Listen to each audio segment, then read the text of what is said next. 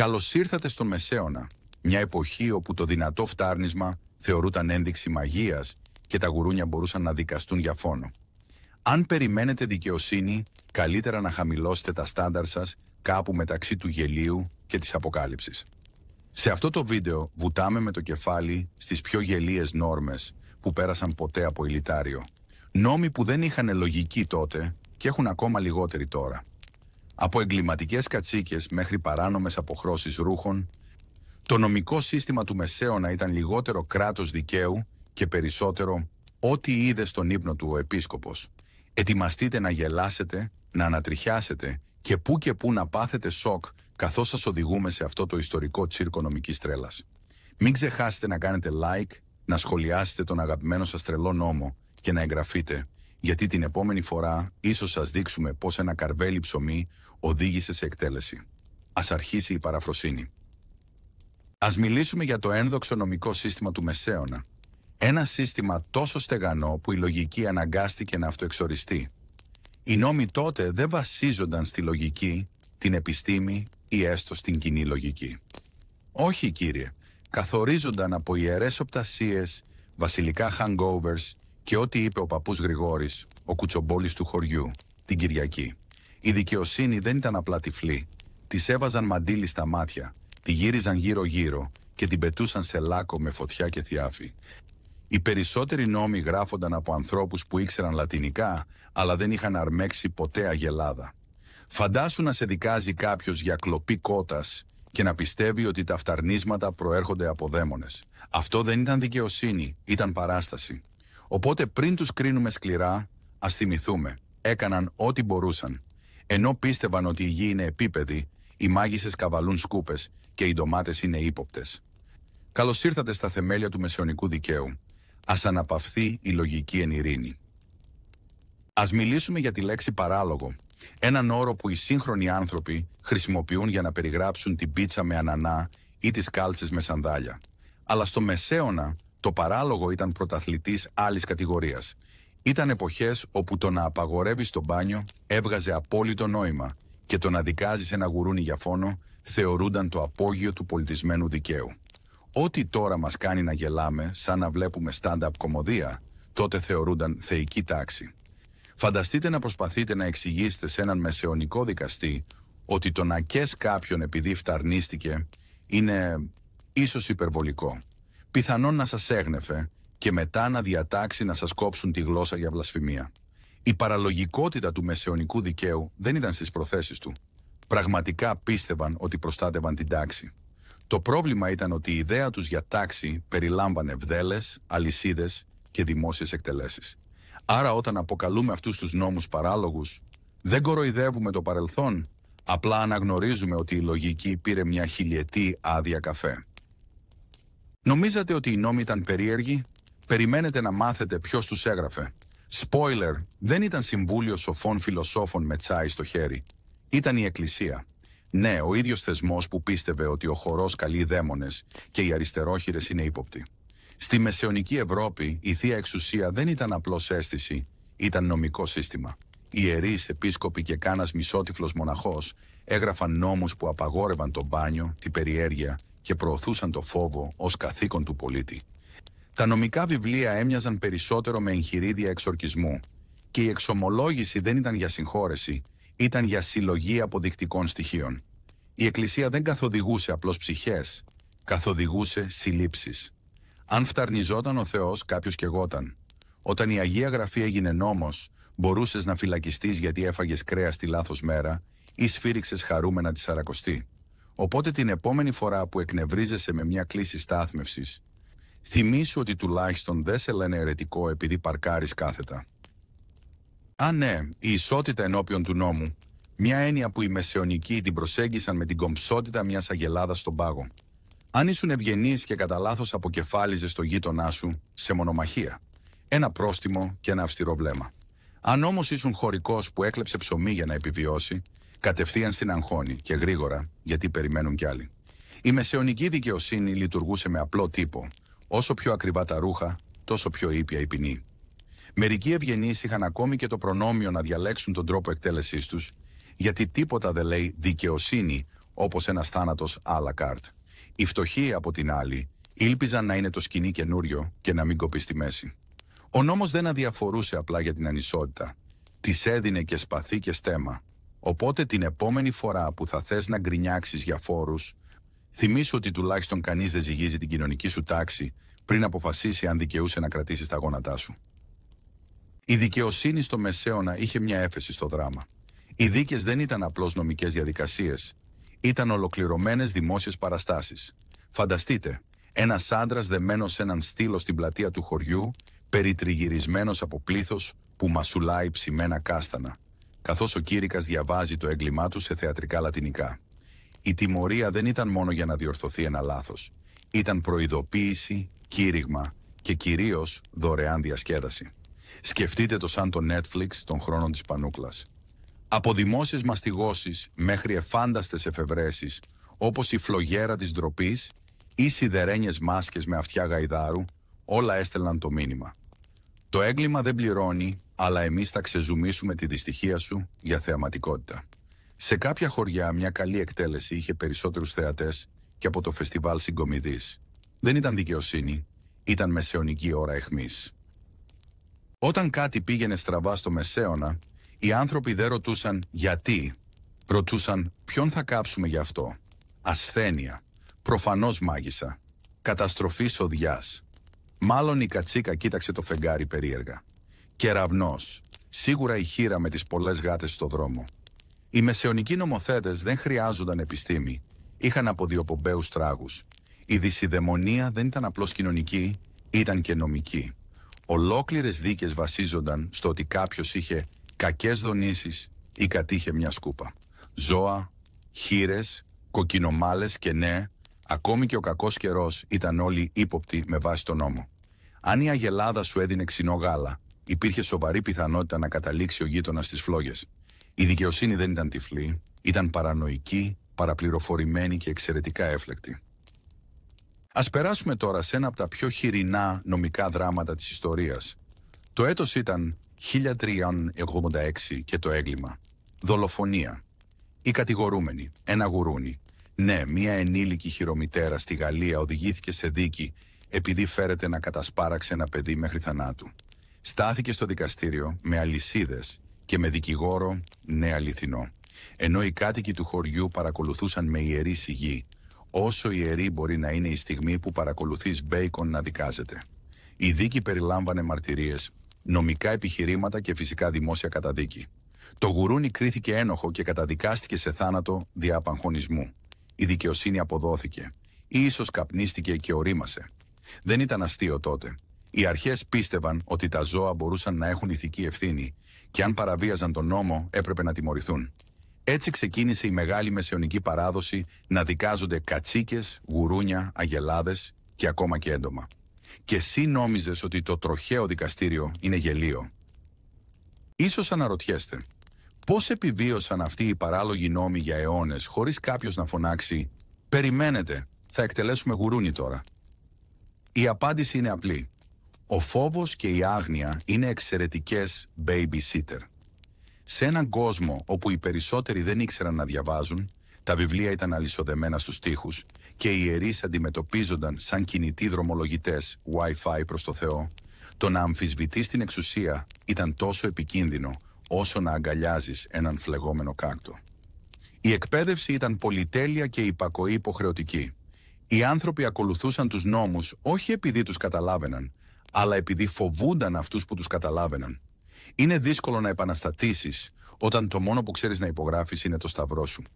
Και όταν όλοι πιστεύουν ότι η κεραυνή είναι θεία τιμωρία, το να αμφισβητείς τον νόμο γίνεται αίρεση και η αίρεση σερβίρεται με γεύση μπάρμπεκιου. Ναι, οι νόμοι αυτοί άντεξαν, γιατί ο τρόμος έχει μεγάλη διάρκεια ζωής. Στον Μεσαίωνα, η έρευνα ήταν μια πολυτελής λέξη που κανείς δεν μπήκε στον κόπο να ορίσει. Ποιος χρειάζεται αποδείξεις όταν έχει κουτσομπολιά? Οι δίκες ξεκινούσαν συνήθως με κάποιον να λέει «Άκουσα ότι μιλάει με γάτες και τσακ, μάγισσα».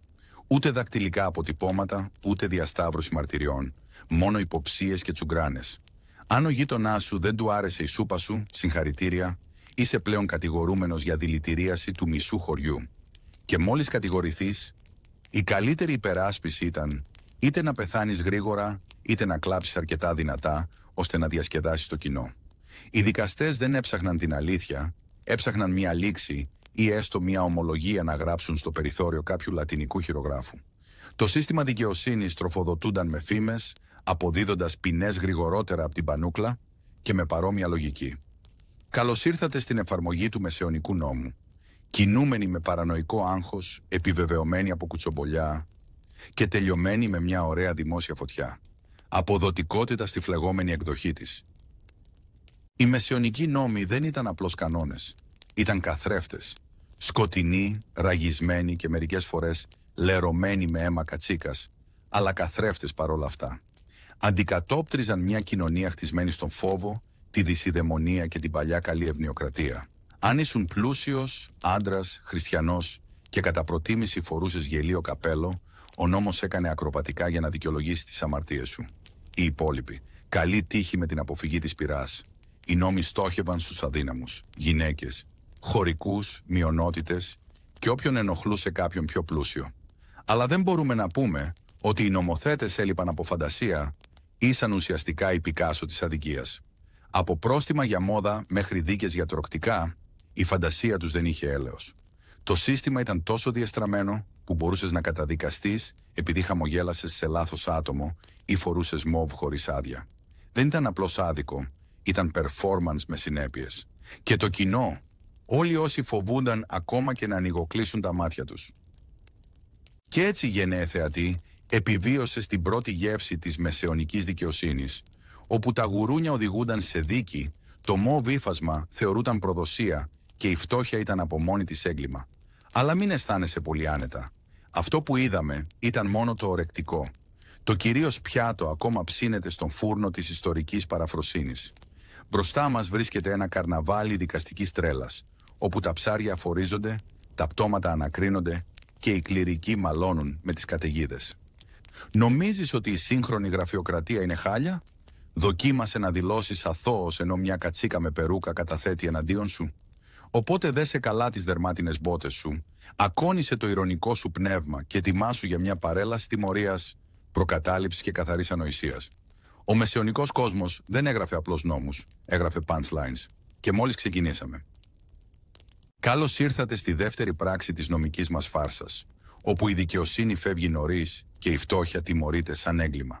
Στο μεσαιωνικό δικαστήριο η δικαιοσύνη δεν ήταν τυφλή, είχε πολύ καλή όραση για πουγκιά. Όσο πιο φτωχός ήσουν, τόσο πιο γρήγορα έπεφτε το σφυρί, συνήθως πάνω στα δάχτυλά σου. Έχασες ένα καρβέλι ψωμί, χάνεις ένα χέρι, δεν πλήρωσες το πρόστιμο. Συγχαρητήρια, κερδίζεις δημόσιο μαστίγωμα. Οι πλούσιοι αγόραζαν συγχώρεση, ακόμα και αν το χόμπι τους ήταν να καίνε χωρικούς. Οι νόμοι δεν αφορούσαν τη ηθική, αλλά τη διατήρηση της ιεραρχίας. Με λίγα λόγια, αν ήσουν φτωχός, ακόμα και ένα δυνατό φτέρνισμα μπορούσε να σε κάνει αφορισμένο. Σφίξε λοιπόν τη ζώνη σου, όχι για την πείνα, αλλά για να μην σου πέσει το παντελόνι όσο σε κυνηγούν οι φρουροί. Σας παρουσιάζουμε τον Ζαν, έναν ταπεινό χωρικό με το τρομερό έγκλημα της πείνας. Μια μέρα το στομάχι του γουργούρισε πιο δυνατά από τις καμπάνες της εκκλησίας και ένα μοναχικό καρβέλι ψωμί στο περβάζι ενός ευγενούς έγινε πολύ δελεαστικό. Το πήρε, μόνο ένα καρβέλι. Η τιμωρία, δημόσια δίκη και ένα χέρι λιγότερο.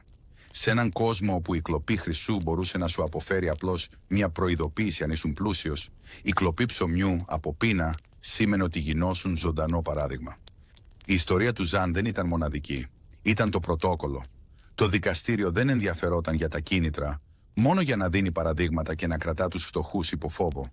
Και έτσι η δικαιοσύνη έκοψε ένα χέρι για να σώσει ένα ψίχουλο. Δίκαιο, όχι μεσαιωνικό, απολύτως. Γιατί λοιπόν δεν πλήρωναν απλώς πρόστιμο οι φτωχοί αντί να χάνουν ένα χέρι, μια μύτη ή την αξιοπρέπειά τους? Ανατροπή. Δεν είχαν καθόλου χρήματα. Στη μεγάλη οικονομική λογική του Μεσαίωνα, τα πρόστιμα ήταν για τους πλούσιους. Οι φτωχοί έπαιρναν την πλήρη εμπειρία, δημόσιο εξευτελισμό, σωματική τιμωρία και μερικές φορές και τα δύο ταυτόχρονα. Όπως να σε μαστιγώνουν ενώ στέκεσαι μέσα σε ένα βαρέλι με την επιγραφή κλέφτης. Οι αρχές σκέφτονταν, γιατί να χαραμίζουμε χαρτούρα όταν μπορούμε να δώσουμε ένα μάθημα με ένα ραβδί? Δεν επρόκειτο για δικαιοσύνη, επρόκειτο για θέατρο. Και η σκηνή. Μα φυσικά στο κέντρο της αγοράς, το ιδανικό σημείο για μέγιστη ντροπή και διασκέδαση. Γιατί τίποτα δεν λέει δικαιοσύνη όπως να δέρνεις έναν πεινασμένο άνθρωπο, ενώ ο ζογκλέρ της πόλης κάνει ζέσταμα. Στον Μεσαίωνα, η μόδα δεν ήταν απλώς ζήτημα στυλ. Ήταν ποινικό αδίκημα. Οι φτωχοί δεν επιτρεπόταν να φορούν ορισμένα υφάσματα ή χρώματα, γιατί προφανώς ένας πεινασμένος χωρικός με μόβ ήταν πιο απειλητικός από έναν υπότι με σπαθί. Εισέρχονται οι νόμοι πολυτελείας. Κανόνες που υπαγόρευαν τι μπορείς να φοράς ανάλογα με την κοινωνική σου τάξη. Βελούδο, απαγορεύεται. Με τάξη, μόνο αν οι πρόγονείς σου είχαν περισσότερους τίτλους από ότι εσύ γράμματα στο όνομά σου. Ακόμη και οι κόκκινοι βαφοί θεωρούνταν πολυτελείς. Ο Θεός να φυλάει αν έμοιαζε γιορτινός ένας αγρότης.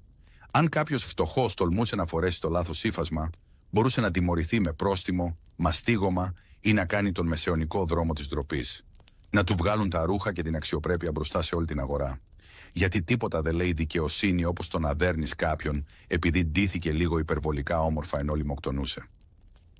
Στο Μεσαίωνα η κατανάλωση κρέατος δεν ήταν απλώς θέμα πείνας, ήταν προνόμιο τάξης. Τις γιορτινές ημέρες, μόνο οι ανώτερες τάξεις είχαν το δικαίωμα να απολαμβάνουν ευγενή γεύματα, όπως χίνα ψητή ή παστό βοδινό. Αν ένας χωρικός πιανόταν να μασά κάτι πιο πολυτελές από ένα γογγύλι, η τιμωρία ήταν άμεση και γελία. Φανταστείτε έναν πεινασμένο άντρα να δοκιμάζει κρυφά λίγο χοιρινό σε θρησκευτική γιορτή, μόνο για να συρθεί έξω από την καλύβα του και να μαστιγωθεί δημόσια για γαστρονομική αλαζονία.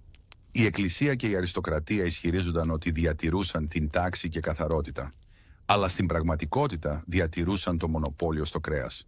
Έτσι, ενώ ο άρχοντας ροκάνιζε ελάφι με λαδωμένα δάχτυλα, οι φτωχοί μπορούσαν μόνο να μυρίζουν το άρωμα και να προσεύχονται να μη συλληφθούν για λάχανο.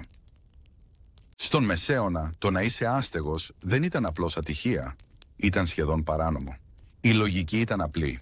Αν δεν είχες στέγη, προφανώς αποτελούσες απειλή για την κοινωνία. Οι άστεγοι θεωρούνταν παράσιτα, σαν αρουραίοι με απόψεις. Οι νόμοι επέτρεπαν στις πόλεις να τους διώξουν, να τους φυλακίσουν ή, γιατί όχι, να τους πουλήσουν σε καταναγκαστικά έργα. Φανταστείτε έναν ξυπόλυτο άντρα που κοιμάται κάτω από μια γέφυρα και ξυπνά όχι από τον ήλιο, αλλά από έναν φρουρό μερόπαλο που φωνάζει «Συλλαμβάνεσαι επειδή υπάρχεις». Αν διαμαρτυρόταν, κατηγορούνταν για διατάραξη της δημόσιας τάξης. Αν έμενε σιωπηλός, για περιπλάνηση. Ένα πραγματικό δίλημμα χωρίς νίκη. Η λύση: να αποκτήσεις μαγικά γη και να πληρώνεις φόρους. Εύκολο, έτσι? Γιατί τίποτα δεν λέει δικαιοσύνη όπως το να τιμωρείς κάποιον επειδή αναπνέει χωρίς ακίνητα. Στον μεσαιωνικό αγώνα εξοπλισμών, μόνο οι ευγενείς επιτρεπόταν να φέρουν όπλα, γιατί προφανώς το μαχαίρωμα ήταν προνόμιο αίματος. Ο νόμος έλεγε, αν ήσουν φτωχός και σε έπιαναν με όπλο, ακόμα και με μαχαίρι κουζίνας, θα κατέληγες στη φυλακή πιο γρήγορα από ό,τι λες απλώς ήθελα να κόψω κρεμμύδια. Οι ευγενείς μπορούσαν να περιφέρονται με σπαθιά μεγέθους κονταριού, ακόμα και μεθυσμένοι, και να επενούνται για την τιμή τους. Αλλά αν ένας αγρότης κρατούσε μια σκουριασμένη λόγχη για αυτοάμυνα. Προδοσία. Ένας άτυχος χωρικός συνελήφθη επειδή έφερε μαχαίρι κουζίνα στην αγορά. Ισχυρίστηκε ότι πουλούσε γογγύλια, όχι ότι ξεκινούσε επανάσταση. Ο δικαστής δεν πίστηκε. Ηθικό δίδαγμα. Στη μεσαιωνική δικαιοσύνη δεν έχει σημασία τι κρατάς, αλλά ποιος το κρατάει. Στον μεσαιωνικό κόσμο, η δικαιοσύνη δεν περίμενε την ενηλικίωση. Τα φτωχά παιδιά έπρεπε να υπακούν στον νόμο, όπως και οι υπότες, χωρίς πανοπλία, σπαθί ή την παραμικρή ιδέα. Αν ένα πεινασμένο 7χρονο τολμούσε να κλέψει λίγο ψωμί, η λύση ήταν απλή. Δημόσιο μαστίγωμα. Ένα αγοράκι που πιάστηκε με ένα μήλο.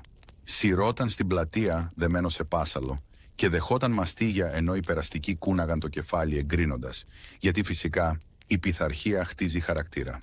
Εν τω μεταξύ, ένα αριστοκρατικό παιδί που έβαζε φωτιά σε έναν αχυρώνα παίζοντας, πιθανότατα θα έπαιρνε ένα πόνι για να ηρεμήσει. Ισότητα. Όχι ακριβώς. Το ένα παιδί παίρνει ψωμί και μόλοπες, το άλλο πλήξη και δωροδοκία. Μεσαιωνική ανατροφή, ένα συνδυασμό σωματικής τιμωρίας και απόλυτης μεροληψίας. Οι εκκλησίες στο Μεσαίωνα υποτίθεται ότι ήταν καταφύγια, αλλά μόνο αν η ρόμπα σου κόστιζε περισσότερο από έναν μηνιαίο μισθό και τα παπούτσια σου δεν μύριζαν στάβλο. Αν ήσουν φτωχός και τολμούσες να μπεις σε έναν μεγαλοπρεπή καθεδρικό ναό, σε υποδεχόταν η πλήρης Θεία Οργή. Ένας κατακόκκινος παπάς, μια προσβεβλημένη χοροδία και ένας φρουρός με ραβδί γεμάτος ενθουσιασμό. Ο λόγος, η παρουσία σου μόλυνε τον ιερό χώρο. Φαίνεται ότι ο Θεός αγαπούσε τα μαρμάρινα δάπεδα, τα χρυσά δισκοπότηρα και καθόλου χωρικούς. Ορισμένοι καθεδρικοί είχαν πινακίδες που θα μπορούσαν κάλλιστα να λένε «χωρίς πουκάμισο, χωρίς παπούτσια, χωρίς μετάξι, χωρίς σωτηρία». Αν λοιπόν η ψυχή σου χρειαζόταν σωτηρία, αλλά το πορτοφόλι σου ήταν άδειο, καλή τύχη στην επόμενη ζωή. Στο Μεσαίωνα το να υπάρχει συνοδευόταν από έναν λογαριασμό. Αν ήσουν φτωχός, ονομαζόταν κεφαλικός φόρος ή πιο σωστά ο φόρος συγχαρητήρια αναπνέης. Κάθε χωρικός, ανεξαρτήτως του πόσο άδειο ήταν το μπολ του ή πόσα γογγίλια είχε ως περιουσία, έπρεπε να πληρώσει για το προνόμιο της ζωής. Δεν μπορούσες να πληρώσεις κανένα πρόβλημα. Το βασίλειο προσέφερε μια γενναιόδορη εναλλακτική, εξοντωτική εργασία μέχρι να πληρώσεις το χρέος σου ή να καταρρεύσεις, όποιο ερχόταν πρώτο. Ενώ οι ευγενείς λούζονταν σε αρωματικά έλαια και συζητούσαν ποίηση, οι φτωχοί αναρωτιούνταν αν η πώληση του μοναδικού του ζευγαριού παπουτσιών θα αρκούσε για να καλύψει αυτή την ετήσια γιορτή της ταλαιπωρίας. Δεν είχε να κάνει τόσο με έσοδα, όσο με το να υπενθυμίζεται στους φτωχούς. Η φτώχεια δεν ήταν απλώς άβολη, ήταν παράνομη. Στα μεσαιωνικά δικαστήρια, η δικαιοσύνη συχνά συνοψιζόταν σε μια απλή αρχή. Φταίει ο φτωχός. Όταν συνέβαινε ένα έγκλημα και ο πραγματικός ένοχος ήταν πολύ ισχυρός, πολύ πλούσιος ή πολύ καλά συνδεδεμένος, η λύση ήταν να αρπάξουν κάποιον άτυχο χωρικό και να τον κάνουν τον επίσημο κακοποιό. Έκαψε η κυνηγετική ομάδα του τοπικού άρχοντα κατά λάθος έναν αχυρώνα. Εύκολο, συλλαμβάνουμε τον πιο κοντινό ξυπόλυτο αγρότη και τον κατηγορούμε για μαγεία με φωτιά. Οι δίκες ήταν περισσότερο θεατρικά έργα με ήδη γραμμένο τέλος και ο κατηγορούμενος ήταν απλώς ο τραγικός πρωταγωνιστής. Δεν ήταν σπάνιο αυτοί οι αποδιοπομπαίοι τράγοι να ομολογούν υποβασανιστήρια για εγκλήματα που δεν καταλάβαιναν καν. Στον Μεσαίωνα το να είσαι φτωχός δεν ήταν απλώς ατυχία, ήταν σαν να κουβαλάς μια ταμπέλα που έλεγε «ένοχος μέχρι να αποδειχθείς πλούσιος». Αφού περιηγηθείς στην παρέλαση των παράλογων νόμων και τιμωριών, αναρωτιέσαι, υπήρξε ποτέ δικαιοσύνη για τους φτωχούς στο Μεσαίωνα, ή μήπως ο νόμος ήταν απλώς ένα περίτεχνο σενάριο γραμμένο από τους πλούσιους, πεγμένο στις πλάτες των χωρικών και επιβαλόμενο από ανθρώπους που δεν είχαν πεινάσει ποτέ? Φαντάσου να εξηγείς αυτό το νομικό σύστημα σήμερα. Δηλαδή λες ότι το να είσαι φτωχός ήταν παράνομο. Ναι, και η ποινή ήταν συχνά η πιο σκληρή μορφή δημιουργικότητας.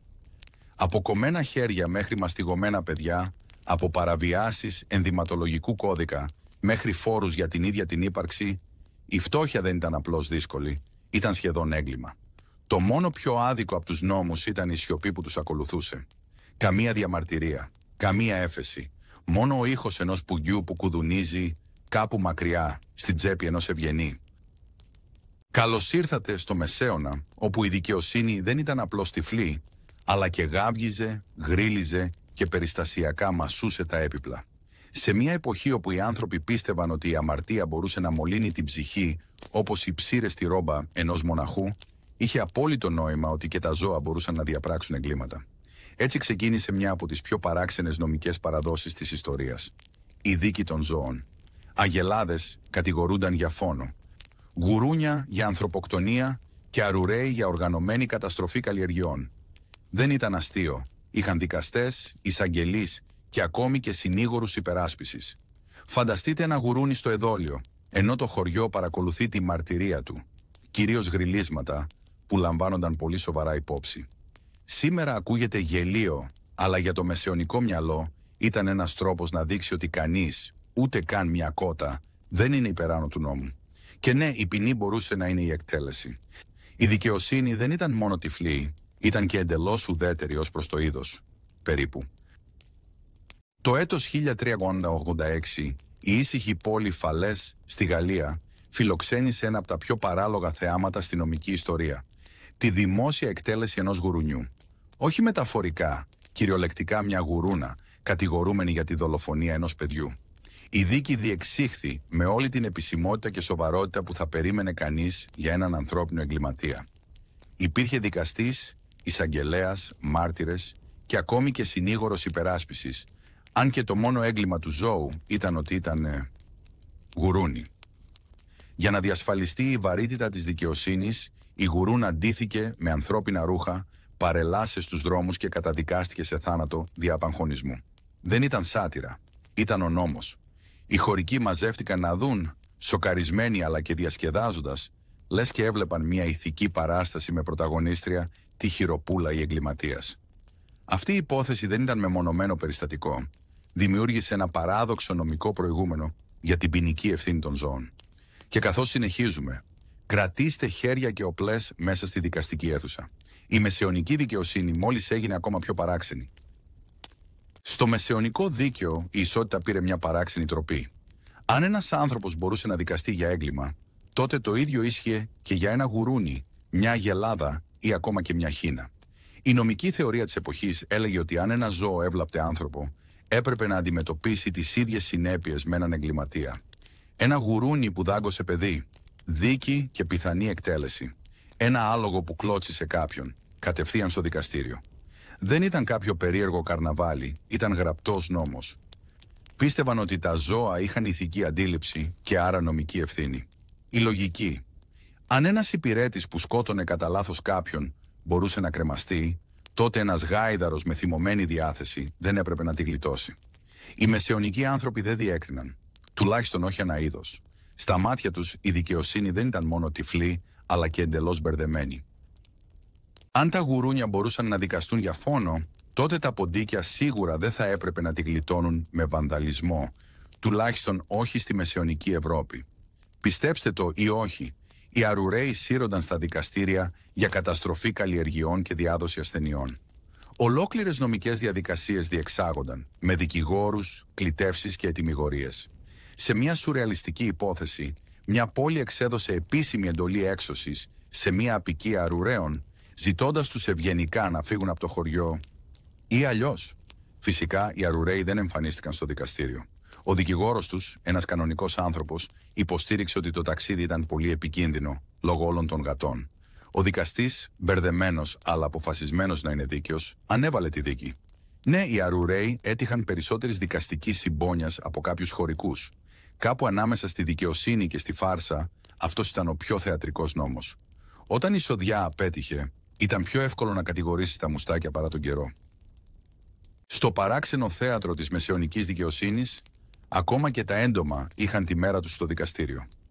Ναι, πραγματικοί δικηγόροι υπερασπίζονταν σκαθάρια, κάμπιες και ζυζάνια, κατηγορούμενα για εγκλήματα όπως η κατανάλωση καλλιεργειών ή η εισβολή σε ιερή γη. Ένα ιστορικό έγγραφο περιγράφει έναν δικηγόρο να υπερασπίζεται με πάθος μια ομάδα εντόμων, υποστηρίζοντας ότι είχαν θεϊκό δικαίωμα στην ύπαρξη, όπως και οι άνθρωποι. Η δίκη κράτησε μέρες. Η αίθουσα του δικαστηρίου, γεμάτη από θυμωμένους αγρότες και μπερδεμένους κληρικούς, άκουγε καθώς ο δικηγόρος επικαλούνταν τη γραφή, τη φύση και την αρχαία φιλοσοφία για να αποδείξει ότι τα έντομα δεν ήταν εγκληματίες, απλώς παρεξηγημένοι χορτοφάγοι. Ο δικαστής δεν φάνηκε εντελώς πεπισμένος, αλλά η διαδικασία συνεχίστηκε. Η εισαγγελία ζήτησε μαζική εξόντωση, ενώ η υπεράσπιση πρότεινε μετεγκατάσταση σε ακαλλιέργητα χωράφια. Μόνο στο Μεσαίωνα θα χρειαζόταν ένα σκαθάρι δικηγόρο και ιερέα για να αποδείξει ότι δεν ήταν κακόβουλο. Στα χρονικά του μεσαιωνικού δικαστικού δράματος, τίποτα δεν ξεπερνά τη διαβόητη δίκη μιας αγελάδας κατηγορούμενης για φόνο. Η κατηγορία, θανάσιμο χτύπημα με τα κέρατα στον ιδιοκτήτη της, κατά τη διάρκεια ενός διαφωνίας για την τεχνική αρμέγματος, όπως ισχυρίστηκαν οι μάρτυρες. Η αίθουσα ήταν γεμάτη, χωρική, ιερής και μια πολύ μπερδεμένη αγελάδα. Η εισαγγελία την παρουσίασε ως ένα άγριο ζώο με ιστορικό επιθετικότητας. Η υπεράσπιση αντέτεινε. Ήταν προκληθήσα, υπερβολικά δουλεμένη και υποσιτισμένη. Μάρτυρες ανέβηκαν στο βήμα, αναπαριστώντας δραματικά το φωνικό, με μια σκιά από άχυρο και έντονα μουγκανιτά.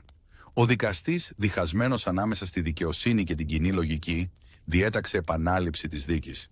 Όμως η αγελάδα κρίθηκε ένοχη και καταδικάστηκε σε θάνατο δια απαγχωνισμού. Ναι, έστησαν αγχώνη. Για μια αγελάδα. Ήταν μια σκηνή που απέδωσε τέλεια τη λογική της εποχής. Αν έχεις αμφιβολίες, δίκασε τα ζώα.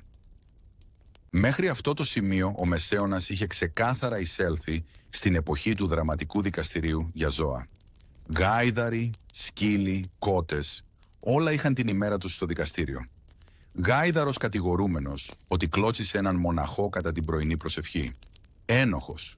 Κόκορας που λάλησε σε ακατάλληλη ώρα και διέκοψε μια κηδεία. Εξορία, ναι, ο κόκορας εξορίστηκε. Σκύλοι, συχνά κατηγορούμενοι, είτε για δάγκωμα ευγενών, είτε για τολμηρή οπτική επαφή. Αλλά το ερώτημα που μένει, σαν παλιωμένο τυρί, πίστευαν πραγματικά οι άνθρωποι του Μεσαίωνα ότι τα ζώα καταλάβαιναν την ενοχή? Ή ήταν αυτές οι παράξενες δίκες απλώς ένας νομικός τρόπος να εκτονωθείς? Όπως και να έχει, φρόντιζαν το γραφειοκρατικό σκέλος να είναι άψογο, οι τιμωρίες θεαματικές και η παραλογότητα απόλυτη. Όταν τα ζώα κρίνονταν ένοχα στα μεσαιωνικά δικαστήρια, οι τιμωρίες δεν ήταν απλώς συμβολικές, ήταν φρικτά πραγματικές. Ένα γουρούνι καταδικασμένο σε θάνατο κρεμιόταν στην κεντρική πλατεία. Ένας σκύλος κατηγορούμενος για φόνο, δημόσια αποκεφαλισμένος. Ακόμα και οι κότες δεν γλίτωναν, κάποιες καίγονταν ζωντανές επειδή γέννησαν αυγά Κυριακή, γιατί προφανώς αυτό ήταν στο πρόγραμμα του διαβόλου. Δεν ήταν μεμονωμένα περιστατικά, ήταν νομικές διαδικασίες, με χαρτούρα, μάρτυρες και δικαστές που σίγουρα είχαν καλύτερα πράγματα να κάνουν. Όπως να αναρωτηθούν γιατί μόλις καταδίκασαν μια χήνα σε θάνατο. Ο Μεσαίωνας πίστευε πραγματικά στην ίση τιμωρία για όλα τα είδη, ακόμα και αν κάποια δεν μπορούσαν να μιλήσουν για να υπερασπιστούν τον εαυτό τους. Αν ποτέ αμφισβητήσεις τη δημιουργικότητα της ανθρωπότητας στην αγριότητα, θυμήσου, κάπου μια ομάδα μοναχών παρακολουθούσε σοβαρά μια αγελάδα να εκτελείται για ανθρωποκτονία από αμέλεια. Στη μεσαιωνική λογική του ένας για όλους, η δικαιοσύνη δεν σταματούσε στην ατομική ενοχή. Αν ένα γουρούνι από το κοπάδι διέπρατε έγκλημα, π.χ. δάγκωνε το μικρό δαχτυλάκι του ποδιού ενός ευγενή, δεν δικαζόταν μόνο αυτό. Όχι, όλο το κοπάδι έπαιρνε ομαδικό ειστήριο για την κόλαση. Ολόκληρες οικογένειες χήρων συνελήφθησαν, αλυσοδέθηκαν και καταδικάστηκαν τελετουργικά σε φλογερό θάνατο, σε περίπτωση που η κακή συμπεριφορά ήταν μεταδοτική. Φανταστείτε μια αίθουσα δικαστηρίου, όπου ο δικαστής ανακοινώνει με σοβαρό ύφος: και οι 27 χήροι καταδικάζονται σε θάνατο διαπυρός για την παράβαση ενός γουρουνιού. Είναι σαν να τιμωρείς όλους τους καλεσμένους ενός πάρτι επειδή ένας έκλεψε το τυρί. Εκτός αν το πάρτι είναι ένα στάβλος, οι καλεσμένοι γουρούνια και η τιμωρία είναι μεσαιωνικό μπάρμπεκιου. Προφανώς η συλλογική τιμωρία δεν εφευρέθηκε από δασκάλους, τελειοποιήθηκε από εισαγγελείς γουρουνιών. Στη μεσαιωνική κοινωνία τα ζώα δεν ήταν απλώς ζωντανά. Ήταν ανεπίσημοι πολίτες με επικίνδυνα ίσο μερίδιο στην κοινωνική ευθύνη. Αν μια κατσίκα έριχνε έναν κουβά με γάλα ή ένας πετεινός λάλιζε κατά τη διάρκεια του κηρύγματος, δεν ήταν απλά αταξία, ήταν πολιτική ανυπακοή. Αυτό δεν ήταν αστείο για τους κατοίκους, που πραγματικά πίστευαν ότι τα γουρούνια, τα γαϊδούρια και ακόμη και οι χήνες είχαν ηθική ικανότητα να ξεχωρίζουν το σωστό από το λάθος. Η ιδέα ήταν απλή. Αν ένας άνθρωπος μπορούσε να τιμωρηθεί για διατάραξη της τάξης, γιατί όχι και η χήνα που χάλασε το κήρυγμα του δημάρχου, κορνάροντας κάθε φορά που έλεγε «Αμήν». Η δικαιοσύνη είχε να κάνει με τη διατήρηση της αρμονίας, και αν αυτό σήμαινε ότι μια άτακτη αγελάδα έμπαινε φυλακή ή μια πάπια εξοριζόταν, τότε έτσι έπρεπε να γίνει. Εξάλλου τίποτα δεν φωνάζει πολιτισμένη κοινωνία όσο το να μεταχειρίζεσαι τα αγροτικά ζώα σαν μικρούς αναρχικούς που χρειάζονται νομική διόρθωση. Σε μερικά από τα πιο θεατρικά δικαστικά δράματα του Μεσαίωνα δεν δικαζόταν μόνο το ζώο, αλλά και η ψυχή του προφανώς. Και ποιος καλύτερος μάρτυρας από έναν ιερέα? Ναι, καλά ακούσατε. Σε ορισμένες περιπτώσεις η Εκκλησία επόπτευε ολόκληρη τη δίκη του ζώου, με τις κατηγορίες να διαβάζονται στα λατινικά, γιατί ακόμα και μια αγελάδα αξίζει ένα κατηγορητήριο με κύρος, και τους ιερείς να λειτουργούν ως βασικοί μάρτυρες. Η ιδέα, αν ένα ζώο διέπρατε αδίκημα, η αμαρτία του έπρεπε να καθαρθεί ή να καταδικαστεί με θεία εξουσία. Έτσι είχες ένα γουρούνι δεμένο σε αίθουσα δικαστηρίου, ενώ ένας μοναχός με πλήρη στολή το κατηγορούσε δραματικά για αίρεση και άλλοι κληρικοί κουνούσαν σοβαρά το κεφάλι. Ήταν εν μέρει δίκη, εν μέρει εξορκισμός και απόλυτα παράλογο. Κατά έναν περίεργο τρόπο, η ιδέα ότι ο Θεός παρακολουθούσε μια κότα να καταδικάζεται στα λατινικά είχε απόλυτη λογική, τουλάχιστον για όσους διοργάνωναν το θέαμα. Και έτσι φτάνουμε στο μεγάλο τελικό της μεσαιωνικής δικαιοσύνης για ζώα. Ένα σύστημα δικαστηρίων όπου τα γουρούνια φορούσαν στολές εκτέλεσης, οι αρουραίοι λάμβαναν εντολές εξορίας και τα σκαθάρια είχαν πραγματικούς δικηγόρους. Αυτό που ξεκίνησε ως μια παράξενη νομική περιέργεια εξελίχθηκε σε πλήρη παραλογισμό, ντυμένο με τη στολή της ιερής παράδοσης. Ήταν αυτές οι δίκες πράξεις δικαιοσύνης ή απλώς μια απεγνωσμένη προσπάθεια να ελέγξουν το χάος ρίχνοντας το φταίξιμο σε οτιδήποτε είχε καρδιακό παλμό? Ή και όχι. Ίσως το να βάλεις μια κότα σε δίκη να τους φαινόταν πιο λογικό από το να παραδεχτούν ότι οι νόμοι τους ήταν ανοησίες. Στο τέλος, οι δίκες ζώων δεν είχαν να κάνουν τόσο με την ενοχή όσο με τελετουργία, προβολή και μια γερή δόση θεατρικής αγανάκτησης. Αν η δικαιοσύνη είναι τυφλή, τότε στον Μεσαίωνα ήταν επίσης κουφή, μπερδεμένη και ελαφρώς παραλυρηματική. Καλώς ήρθατε σε έναν κόσμο όπου η θεϊκή εξουσία δεν καθοδηγούσε μόνο τις προσευχές, αλλά επέβλεπε τις συνήθειες σας με το σαπούνι, τη βιβλιοθήκη σας και ακόμη και τα όνειρά σας. Στον Μεσαίωνα η Εκκλησία δεν ήταν απλώς πνευματική δύναμη. Ήταν ο υπέρτατος νομοθέτης, δικαστής και εκτελεστής. Οι νόμοι δεν ψηφίζονταν από το κοινοβούλιο, ψάλλονταν στα λατινικά, σφραγίζονταν με αγιασμό και συνοδεύονταν από την απειλή αφορισμού ή μιας ζεστής πυράς. Οι ιερείς αποφάσιζαν τι είναι ηθικό. Οι βασιλιάδες υπάκουαν και οι κοινοί θνητοί. Ζούσαν σε μόνιμο φόβο μήπως παραβιάσουν άθελά τους το θεϊκό πρωτόκολλο. Είτε διάβαζες το λάθος βιβλίο, είτε έκανες συχνά μπάνιο, είτε απλώς αμφισβητούσες τη λογική του κηρύγματος. Όλα μπορούσαν να χαρακτηριστούν αίρεση. Η λαβή της Εκκλησίας δεν ήταν απλώς σφιχτή. Τύλιγε κάθε γωνιά της ζωής, από την υγιεινή σας μέχρι τη σκέψη σας. Και όταν ο Θεός ήταν ο σπιτονικοκύρης, ο δικαστής και ο βιβλιοθηκάριος σας, καλύτερα να μην σκέφτεστε πολύ δυνατά. Αχ ναι, ο ιερός πόλεμος κατά του σαπουνιού. Σύμφωνα με ορισμένα μεσαιωνικά θρησκευτικά διατάγματα, το συχνό μπάνιο δεν ήταν απλώς ύποπτο, ήταν καθαρή αμαρτία. Γιατί? Επειδή το άνοιγμα των πόρων θεωρούνταν ανοιχτή πρόσκληση για δαίμονες, σαν απρόσκλητους καλεσμένους σε δείπνο. Ακόμα χειρότερα, το ζεστό νερό μπορούσε να διεγείρει τη σάρκα, που στη λογική της Εκκλησίας σήμαινε ότι μπορούσες να περάσεις από καθαρός σε καταραμένος με ένα μόνο ξεύγαλμα. Τα λουτρά έκλειναν ή καταδικάζονταν ως κέντρα κολασσίας και το να μυρίζεις πολύ φρέσκα ήταν σημάδι κινδύνου. Αν εμφανιζόσουν στην εκκλησία με καθαρό πρόσωπο και λαμπερά μαλλιά, κανείς δεν σκεφτόταν «Ουάου, υγιεινή», σκεφτόντουσαν μαγεία. Έτσι, σε μια κοινωνία τρομοκρατημένη από το κακό, η βρωμιά έγινε πνευματική πανοπλία.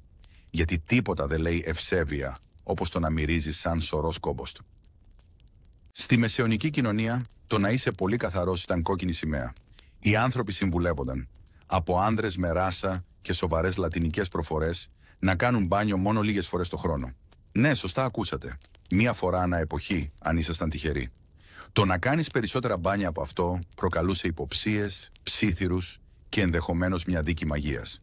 Η καθαριότητα υποδήλωνε ματαιοδοξία, λαγνία ή, ακόμα χειρότερα, πρόσβαση σε ζεστό νερό και ελεύθερο χρόνο. Όσοι μύριζαν λεβάντα θεωρούνταν ηθικά ύποπτοι, ενώ εκείνοι που ανέδιδαν άρωμα από γογγίλια και κατσικίσιο τυρί επενούνταν για τη σεμνότητά τους. Έτσι οι άνθρωποι έμαθαν να αγκαλιάζουν τη μυρωδιά. Δεν ήταν σωματική οσμή, ήταν πνευματική άμυνα. Και αν κάποιος ρωτούσε πότε κάνατε το τελευταίο σας μπάνιο, η πιο ασφαλής απάντηση ήταν πάντα «Δεν θυμάμαι και ο Θεός είναι περήφανος για μένα». Κατά τον Μεσαίωνα, αν ήσουν γυναίκα και σε έπιαναν να διαβάζεις τη βίβλο, ήταν σαν να σε έπιαναν να επικαλείς σε δαίμονες. Και τα δύο θεωρούνταν εξίσου αιρετικά. Η Εκκλησία με την άπειρη σοφία της πίστευε ότι οι γυναίκες ήταν υπερβολικά ευάλωτες συναισθηματικά και διανοητικά, ολισθηρές για να διαχειριστούν τις Ιερές Γραφές, χωρίς να τις διαστρεβλώσουν σε κάτι επικίνδυνα, θηλυκό.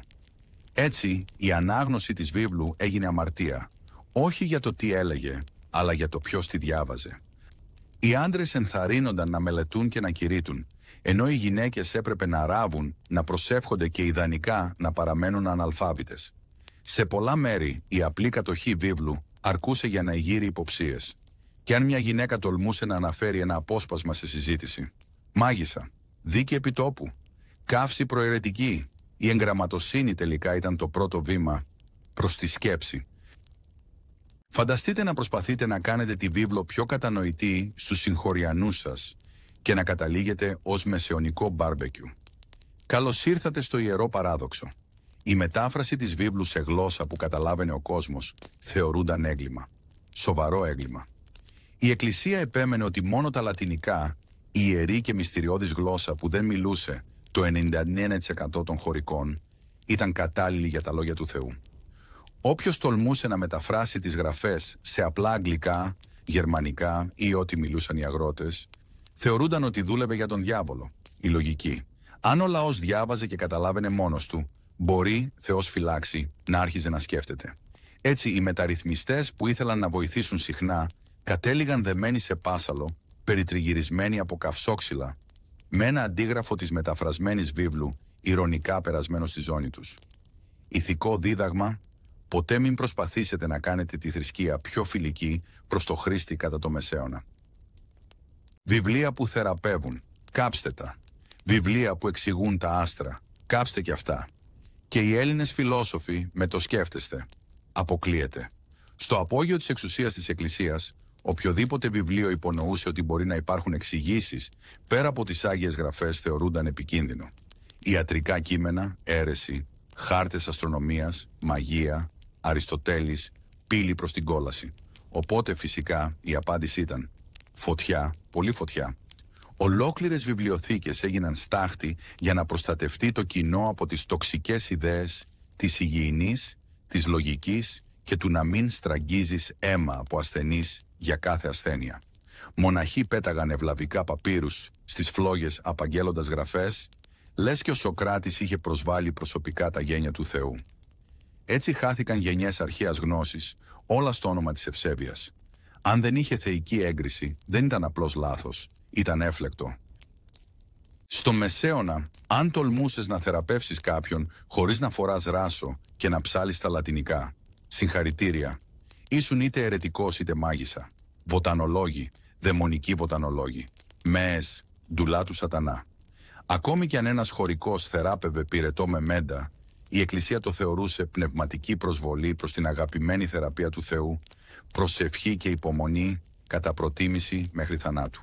Η λογική ήταν απλή, μόνο ο κλήρος είχε άμεση γραμμή με την υγεία μέσω Θεού. Οι υπόλοιποι, πίσω, και άφησε τον πυρετό να καθαρίσει την ψυχή.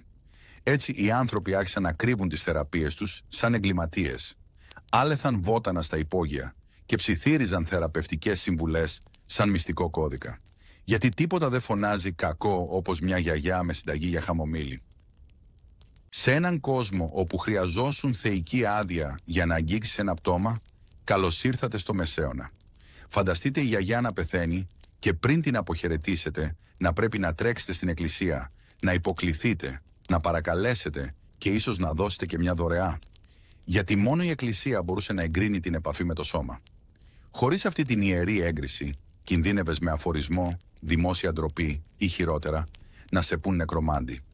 Οι χωρικοί ψιθύριζαν σαν λαθρέμποροι, ρίχνοντας κρυφές ματιές στο νεκρό, ενώ δήθεν τακτοποιούσαν κουβέρτες.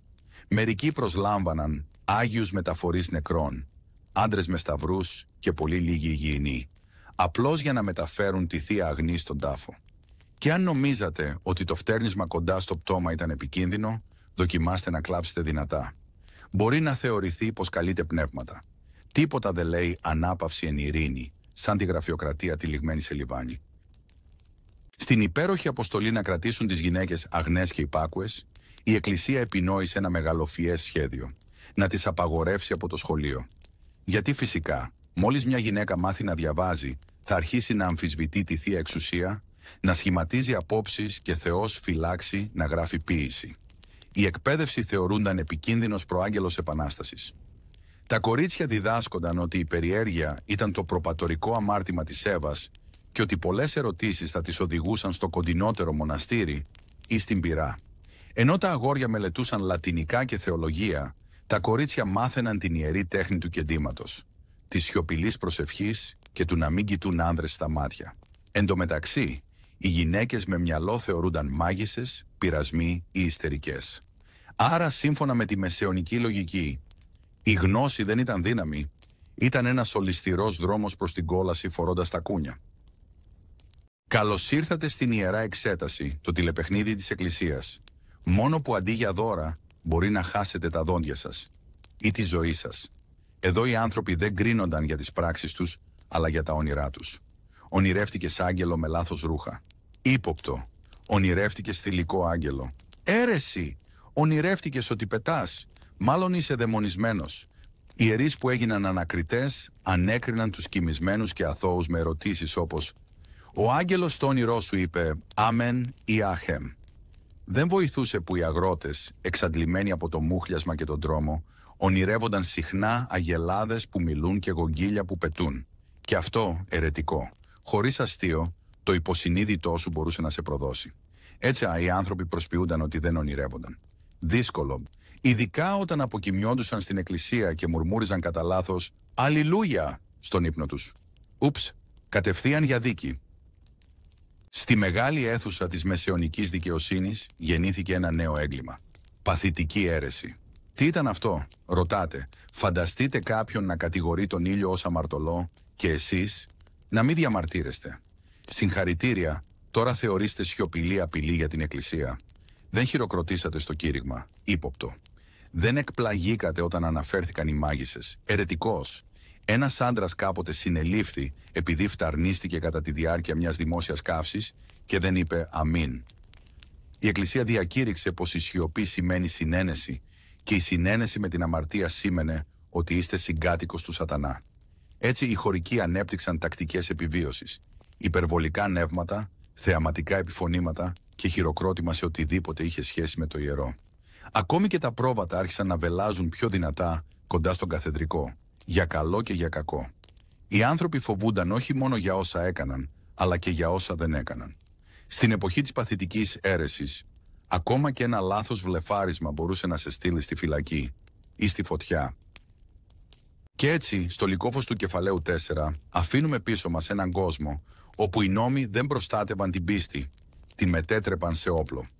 Φανταστείτε ένα μέρος όπου το να κάνεις συχνά μπάνιο ήταν σκάνδαλο, το να διαβάσεις ένα βιβλίο μπορούσε να σε στείλει στην πυρά και η σιωπή ήταν τόσο δυνατή όσο η αίρεση.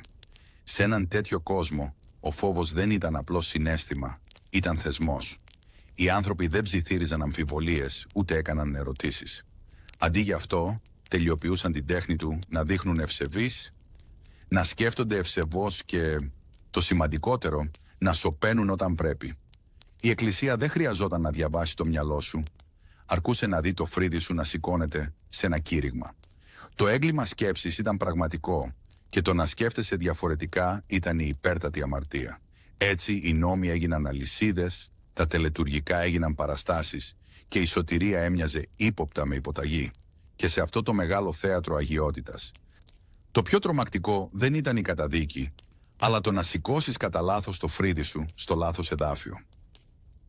Μια φορά και έναν καιρό, στον Μεσαίωνα, ο έρωτας δεν ήταν παραμύθι, ήταν νομική παγίδα τυλιγμένη σε ιερό περγαμηνί. Ξεχάστε τα τριαντάφυλλα και τις σερενάτες. Τότε, το να ερωτευτείς χωρίς άδεια μπορούσε να σου κοστίσει πρόστιμο, μαστίγωμα ή έναν γάμο παρά τη θέλησή σου. Και όχι απαραίτητα με αυτή τη σειρά. Ο γάμος δεν είχε να κάνει με καρδιοχτύπια, αλλά με γη, καταγωγή και χαρτούρα. Θες να φιλήσεις κάποιον, καλύτερα να ρωτήσεις τον τοπικό ιερέα. Θες να κάνεις πρόταση, ετοίμασε 2 μάρτυρες, μια κατσίκα για πρίκα και ίσως έναν δικαστή. Ο ρομαντισμός ήταν τόσο νομικά περίπλοκος που ακόμα και ο έρωτας θα χρειαζόταν δικηγόρο. Και αν νόμιζες ότι ο χωρισμός πονούσε, δοκίμασε ακύρωση γάμου, spoiler, περιελάμβανε δημόσια ντροπή και πιθανώς δικαστική έρευνα για την ανατομία σου. Καλώς ήρθες στην εποχή όπου η αγάπη είχε ρήτρες, υποπαραγράφους και περιστασιακά μπουντρούμια. Στο σουρεαλιστικό νομικό τσίρκο του Μεσαίωνα, το να πεις «θα σε παντρευτώ» δεν ήταν απλά ρομαντικό, ήταν νομικά δεσμευτικό. Ναι, ακόμα κι αν ήσουν μεθυσμένος, αστιευόσουν ή ήσουν 7 χρονών. Προφορικές υποσχέσεις γάμου θεωρούνταν ιερές συμβάσεις, ειδικά αν υπήρχαν μάρτυρες. Ή κουτσομπόλιδες χωρικοί τριγύρω. Μία απρόσεκτη φράση σε μία ταβέρνα μπορούσε να γίνει δικαστικό δράμα την επόμενη μέρα. Και αν προσπαθούσες να το ακυρώσεις, δεν λεγόταν αλλαγή γνώμης, αλλά παραβίαση ιερού αραβώνα, με ποινή έναν αναγκαστικό γάμο ή κοινωνικό εξευτελισμό. Αυτός ο υπέροχος νόμος διασφάλιζε ότι ο ρομαντισμός συνοδευόταν από όρκο σιωπής και έναν νομικό μάρτυρα. Οπότε την επόμενη φορά που σκέφτεσαι να πεις «ναι» μετά από μερικά ποτάκια, θυμήσου, στον Μεσαίωνα δεν ήταν η καρδιά σου που σε έμπλεκε, ήταν το στόμα σου. Στο μεσαιωνικό δίκαιο γάμου η αγάπη είχε φωνή, αλλά σίγουρα δεν ήταν γυναικεία. Αν η οικογένειά σου ή ένα τοπικό δικαστήριο αποφάσιζε ότι θα παντρευτείς, καλύτερα να άρχιζες να εξασκείς τους όρκους σου, γιατί το όχι δεν ήταν επιλογή. Οι γυναίκες είχαν τόση νομική δύναμη για το μέλλον τους όσο και η κατσίκα της οικογένειας. Και οι δύο ήταν ιδιοκτησία και μπορούσαν να ανταλλαχθούν. Και αν η νύφη τολμούσε να διαμαρτυρηθεί, χαρακτηριζόταν ανυπάκουη, αχάριστη ή χειρότερα, δαιμονισμένη. Κάποιες φορές οι ιερείς τελούσαν τελετές με μια κλαμμένη νύφη δίπλα σε έναν άγνωστο που χαμογελούσε, ενώ ο πατέρας μετρούσε περήφανα τις αγελάδες που είχε κερδίσει. Έτσι, ενώ σήμερα μπορείς να εξαφανιστείς μετά από ένα άσχημο ραντεβού, τότε η σιωπή δεν ήταν χρυσός. Ήταν αναγκαστική συγκατάθεση, σερβιρισμένη με μια πρίκα και ένα αγχωμένο χαμόγελο. Στον Μεσαίωνα, το διαζύγιο ήταν τόσο πραγματικό όσο η μονόκερη, τεχνικά δυνατό, αλλά κανείς δεν το είχε δει ποτέ να συμβαίνει. Αν ήθελες να τελειώσεις τον γάμο σου, καλύτερα να είχες μια ατράνταχτη δικαιολογία. Δεν τα πάτε καλά. Κρίμα. Ερωτεύτηκες κάποιον άλλον. Βλασφημία. Οι μόνες αποδεκτές αιτίες ήταν η μαγεία, η ανικανότητα ή ο θάνατος, κατά προτίμηση με μάρτυρες και την ευλογία ενός επισκόπου. Αν η σύζυγός σου είχε εξαφανιστεί για χρόνια, έπρεπε να περιμένεις. Μήπως επέστρεφε με ιστορίες από μάχες με δράκους. Και ακόμη και αν κάποιος όντως πέθαινε, ο επαναγάμος απαιτούσε χαρτούρα, προσευχές και την ήσυχη ελπίδα ότι ο εκλειπών δεν θα επιστρέψει για να τα χαλάσει όλα. Με λίγα λόγια, ο γάμος ήταν λιγότερο για πάντα ευτυχισμένη και περισσότερο για πάντα ή καθόλου. Στον Μεσαίωνα η μοιχεία δεν ήταν απλώς ένα ιδιωτικό σκάνδαλο. Ήταν δημόσιο θέαμα με θέσεις πρώτης σειράς και ηθική αγανάκτηση σερβιρισμένη καυτή. Άντρες που πιάνονταν να απατούν πλήρωναν συνήθως πρόστιμο, ένα χτύπημα στον καρπό και ίσως 2 πρόβατα ως μετάνοια. Αλλά οι γυναίκες, ήταν μια πλήρης παρέλαση ταπείνωσης. Αν κατηγορούνταν για απιστία, μπορούσε να συρθεί στην πόλη, να της ξυρίσουν τα μαλλιά, να την αναγκάσουν να φορέσει ένα γελίο φόρεμα ντροπής, συχνά ατέριαστο, υπερμέγεθες και φωτεινό σαν εφιάλτης γελοτοπιού, και να την περιφέρουν στην πλατεία σαν ένα ζωντανό παραδειγματισμό. Οι χωρικοί ενθαρρύνονταν να τη γιουχάρουν, να γελούν και ίσως να της πετούν κάποιο λάχανο. Δεν ήταν δικαιοσύνη, ήταν ένα μεσαιωνικό sitcom, εκτός του ότι κανείς δεν γελούσε μέσα του. Και αν έκλαιγε, αυτό ήταν απλώς απόδειξη ενοχής. Το να είσαι χήρα στο Μεσαίωνα ήταν σαν να σου έδιναν μια βόμβα με χρονοδιακόπτη, μόνο που αντί να εκραγεί, τεινάζονταν στον αέρα η κοινωνική σου θέση. Αν δεν ξαναπαντρευόσουν μέσα σε αξιοπρεπή χρόνο, όπως τον όριζαν γενιοφόροι άνδρες με πάπυρους, θεωρούσουν ανήθικοι. Περιουσία κατασχέθηκε, σεβασμός εξαφανίστηκε. Και οι μνηστήρες. Συνήθως ο ξάδερφος του νεκρού συζύγου σου, αυτός που μυρίζει σαν κατσικίσιο τυρί. Η άρνηση γάμου σήμαινε ότι διατάρασε στη θεία τάξη και κανείς δεν ήθελε αυτό.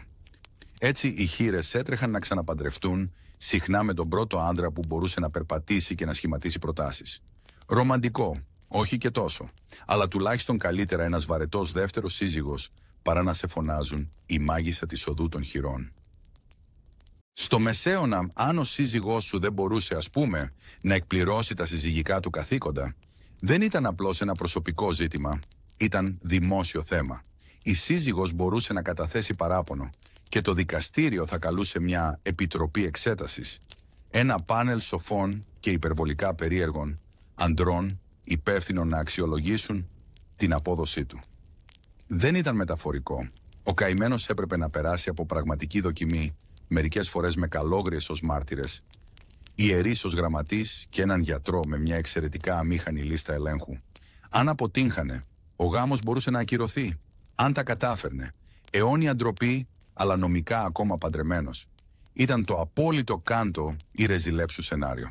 Ξαφνικά, ο μεσαιωνικός ρομαντισμός έμοιαζε περισσότερο με ζωντανή κωμωδία, με άβολες σκηνές γυμνού. Αχ, ο έρωτας ανάμεσα σε διαφορετικές κοινωνικές τάξεις. Μια κλασική συνταγή για σκάνδαλο στη μεσαιωνική κοινωνία. Αν ένας ταπεινός χωρικός τολμούσε να παντρευτεί μια ευγενή, δεν θεωρούνταν ρομάντζο, ήταν έγκλημα. Η αριστοκρατία ήταν σαν μια λέσχη μόνο για μέλη, με βελούδινες ρόμπες και επικριτικά βλέμματα. Ο χωρικός μπορούσε να καταλήξει στη φυλακή, η ευγενής να αποκληρωθεί και οι δύο να παρελάβουν στο χωριό για δημόσια ταπείνωση. Ξεχάστε τον Ρωμαίο και την Ιουλιέτα, αυτό ήταν περισσότερο φτιάρι εναντίον στέματος. Κοινωνική ανέλυξη, μόνο αν ξαναγεννιώσουν. Ο νόμος ήταν ξεκάθαρος. Η αγάπη έπρεπε να μείνει στην τάξη της. Το να παντρευτείς ανώτερα δεν ήταν φιλοδοξία, ήταν παράνομο.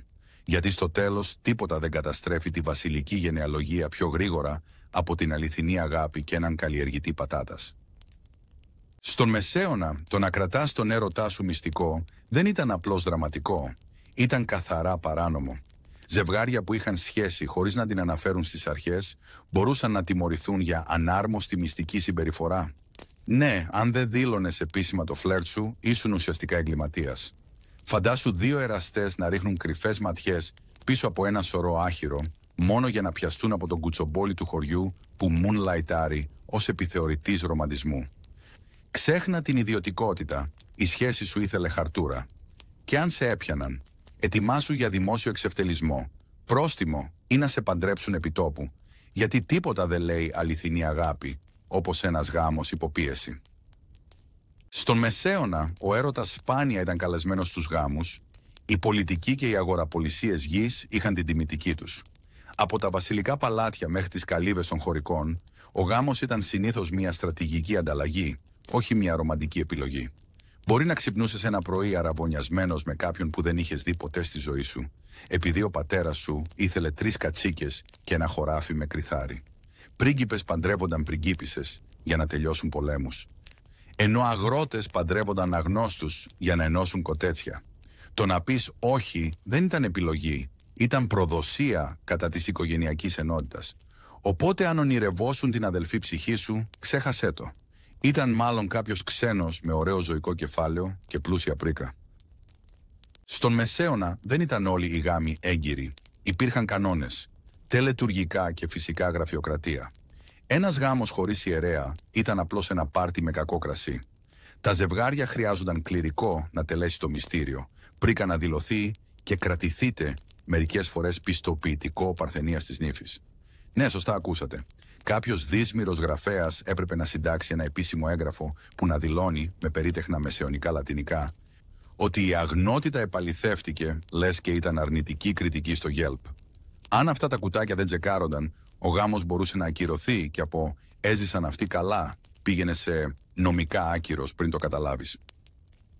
Και έτσι, στο μεγάλο θέατρο της μεσαιωνικής αγάπης, δεν υπήρχαν ρόδα, δεν υπήρχαν σερενάτες, μόνο πάπυροι, δικαστές και ένας μόνιμος φόβος ότι θα δεθείς νομικά για πάντα. Η αγάπη δεν ήταν συναίσθημα, ήταν γραφειοκρατία.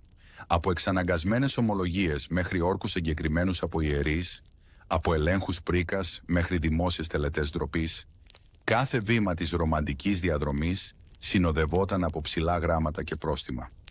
Ο γάμος δεν αφορούσε την έβρεση του μοναδικού, αλλά την επιβίωση του συστήματος χωρίς να χάσεις τα ζώα σου. Αν όντως βρήκες την αληθινή αγάπη, συγχαρητήρια, μάλλον παραβίασες 3 νόμους και χρωστάς μια κατσίκα. Καλωσορίσατε στον έρωτα, μεσαιωνική έκδοση, ισόβια ποινή, χωρίς πιθανότητα αποφυλάκησης. Καλώς ήρθατε στον μεγάλο πανικό των μαγισσών του Μεσαίωνα, όπου ένα σημάδι στο δέρμα, μια μαύρη γάτα ή απλώς μια κακή διάθεση μπορούσαν να σε οδηγήσουν στην πυρά. Το κυνήγι μαγισσών δεν αφορούσε αληθινά ξόρκια ή βόλτες με σκουπόξυλο. Όχι, τροφοδοτούνταν από φόβο, δυσιδαιμονία και την απελπισμένη ανάγκη να κατηγορηθεί κάποιος, συνήθως γυναίκα, για τα πάντα, από κακή σοδιά μέχρι στραμπουλιγμένα δάχτυλα. Ολόκληρα χωριά παρασύρονταν από την ιστερία, δείχνοντας με το δάχτυλο πιο γρήγορα και από κουτσομπολιό σε φωτιά. Και αν κατηγορηθείς, δεν υπήρχε διαφυγή. Αρνείσαι, ένοχος. Ομολογείς, πάλι ένοχος. Δεν ήταν δικαιοσύνη, ήταν νόμιμη παράνοια με δαυλό. Ξεχάστε τα σκοτεινά ξόρκια και τα δαιμονικά τελετουργικά. Το πιο ενοχοποιητικό στοιχείο σε μια δίκη μαγισσών θα μπορούσε να είναι μια σκούπα, Ναι, μια απλή σκούπα σπιτιού, για το σκούπισμα του πατώματος ή για να διώχνεις μύγες, ξαφνικά θεωρούνταν ύποπτο υπτάμενο μέσο. Αν είχες περισσότερες από μία σκούπες, οι φήμες εξαπλώνονταν πιο γρήγορα από την πανούκλα.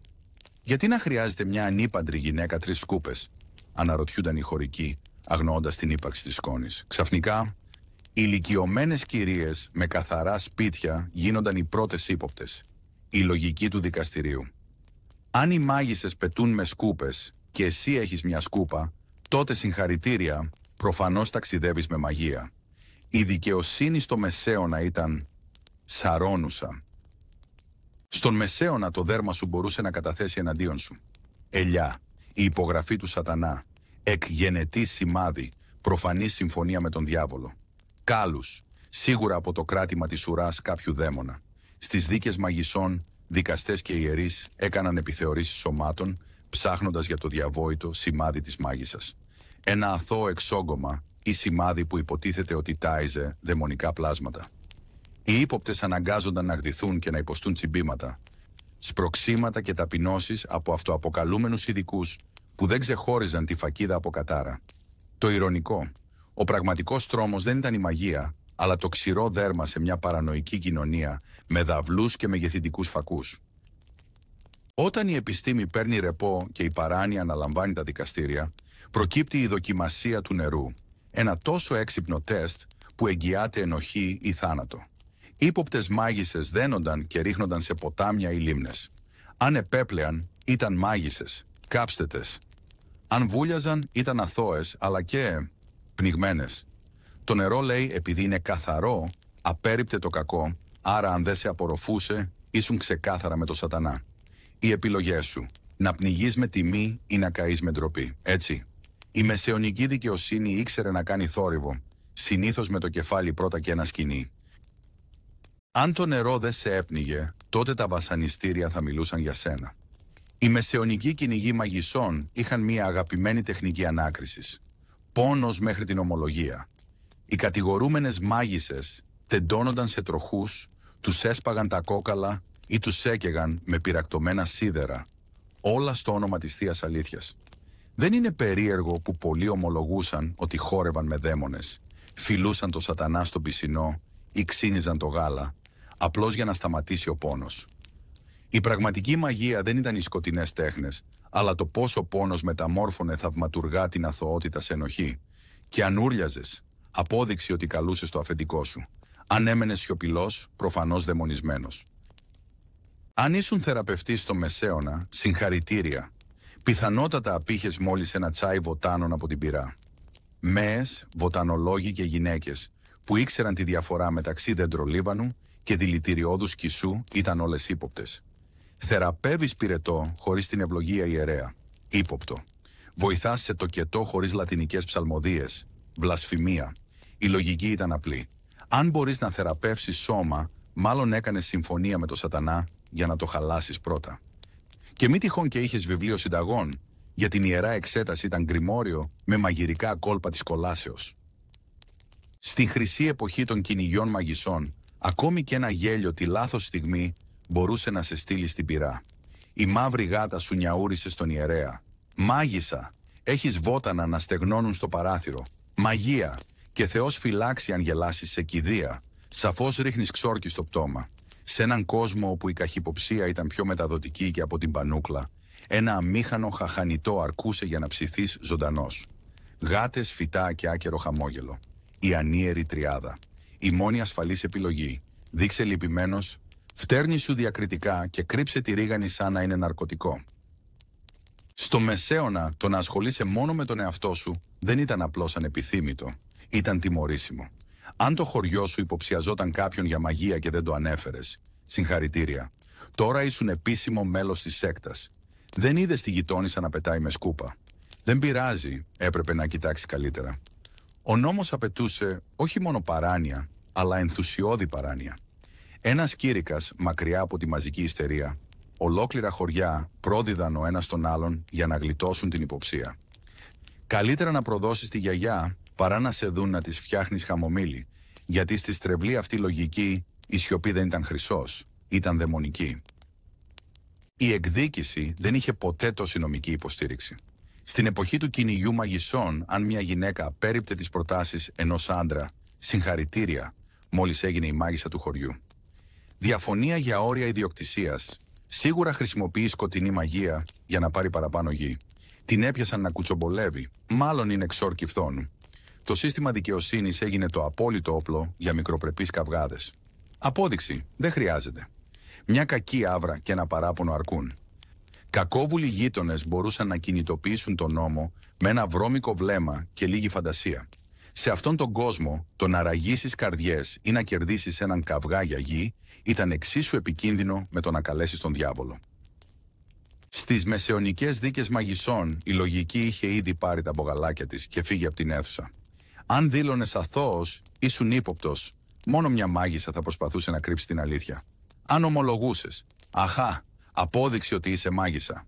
Κορώνα. Κες, γράμματα, κες. Οι δικαστές κουνούσαν το κεφάλι σοβαρά, ενώ οι γραμματείς έγραφαν ένοχος πριν καν αρχίσει η δίκη. Μάρτυρες μιλούσαν για κατσίκες που πετούσαν και καταραμένο ψωμί, και κανείς δεν αντιδρούσε. Το βάρος της απόδειξης αντικαταστάθηκε από το βάρος της κουτσομπολιάς και όσο πιο θεαματική η κατηγορία, τόσο πιο γρήγορα στιβάζονταν τα ξύλα. Δεν ήταν δικαιοσύνη. Ήταν θέατρο με τραγικό φινάλε. Η δικαιοσύνη στις μεσαιωνικές δίκες μαγισσών συχνά κατέληγε με μια πυρά και όχι από τις γιορτινές. Το κάψιμο στην πυρά ήταν η βασική τιμωρία για μάγισσες, προσφέροντας 2 σε 1. Καθαρμό ψυχής και δημόσιο θέαμα. Οι πλατείες μετατρέπονταν σε θέατρα όπου οι οικογένειες μαζεύονταν, popcorn προαιρετικό για να δουν το κακό να φλέγεται. Οι κατηγορούμενοι δεμένοι σε σωρούς ξύλων, συχνά ναρκωμένοι ή φημωμένοι, ενώ οι ιερείς προσεύχονταν και δήμοι έλεγχαν τον άνεμο. Δεν είχε να κάνει με ενοχή ή αθωότητα. Ήταν μια παράσταση ντυμένη ως δικαιοσύνη. Και για τους θεατές, άλλη μια σαββατιάτικη διασκέδαση στο όνομα της Ιερής Φωτιάς. Έτσι λοιπόν, μετά από όλες τις σκούπες, τις μαύρες γάτες και τις βραστές κατηγορίες, αυτό που πραγματικά άναβε τις φλόγες δεν ήταν η μαγεία, ήταν ο φόβος. Ένας φόβος τόσο έντονος που χρειάστηκε νόμους για να δικαιολογήσει την παράνοια, πλήθος για να φωνάξει επιδοκιμασίες και ξύλα για να φημώσει τους διαφωνούντες. Η αληθινή μαγεία ήταν πως η άγνοια έγινε νόμος και η δυσιδαιμονία πρωτόκολλο εκτέλεσης. Χωρίς φίλτρα, χωρίς ξόρκια, μόνο μια κοινωνία που πίστευε ότι όποιος φωνάζει πιο δυνατά έχει δίκιο. Στο τέλος, το μεγαλύτερο κακό δεν βράστηκε σε καζάνια, αλλά γράφτηκε σε πάπυρους και επιβλήθηκε με δαυλούς. Και οι μάγισσες, οι περισσότερες ήταν απλά άτυχες γυναίκες με χόμπι και γείτονες γεμάτους κακία. Καλώς ήρθατε στην αγορά εργασίας του Μεσαίωνα, όπου οι δεξιότητες δεν ήταν ποτέ αρκετές. Χρειαζόσουν άδεια, την ευλογία της συντεχνίας και κατά προτίμηση έναν θείο είδη στο επάγγελμα. Τα επαγγέλματα δεν ήταν απλές δουλειές. Ήταν ελιτίστικες λέσχες με μυστικές χειραψίες γεμάτες γραφειοκρατία.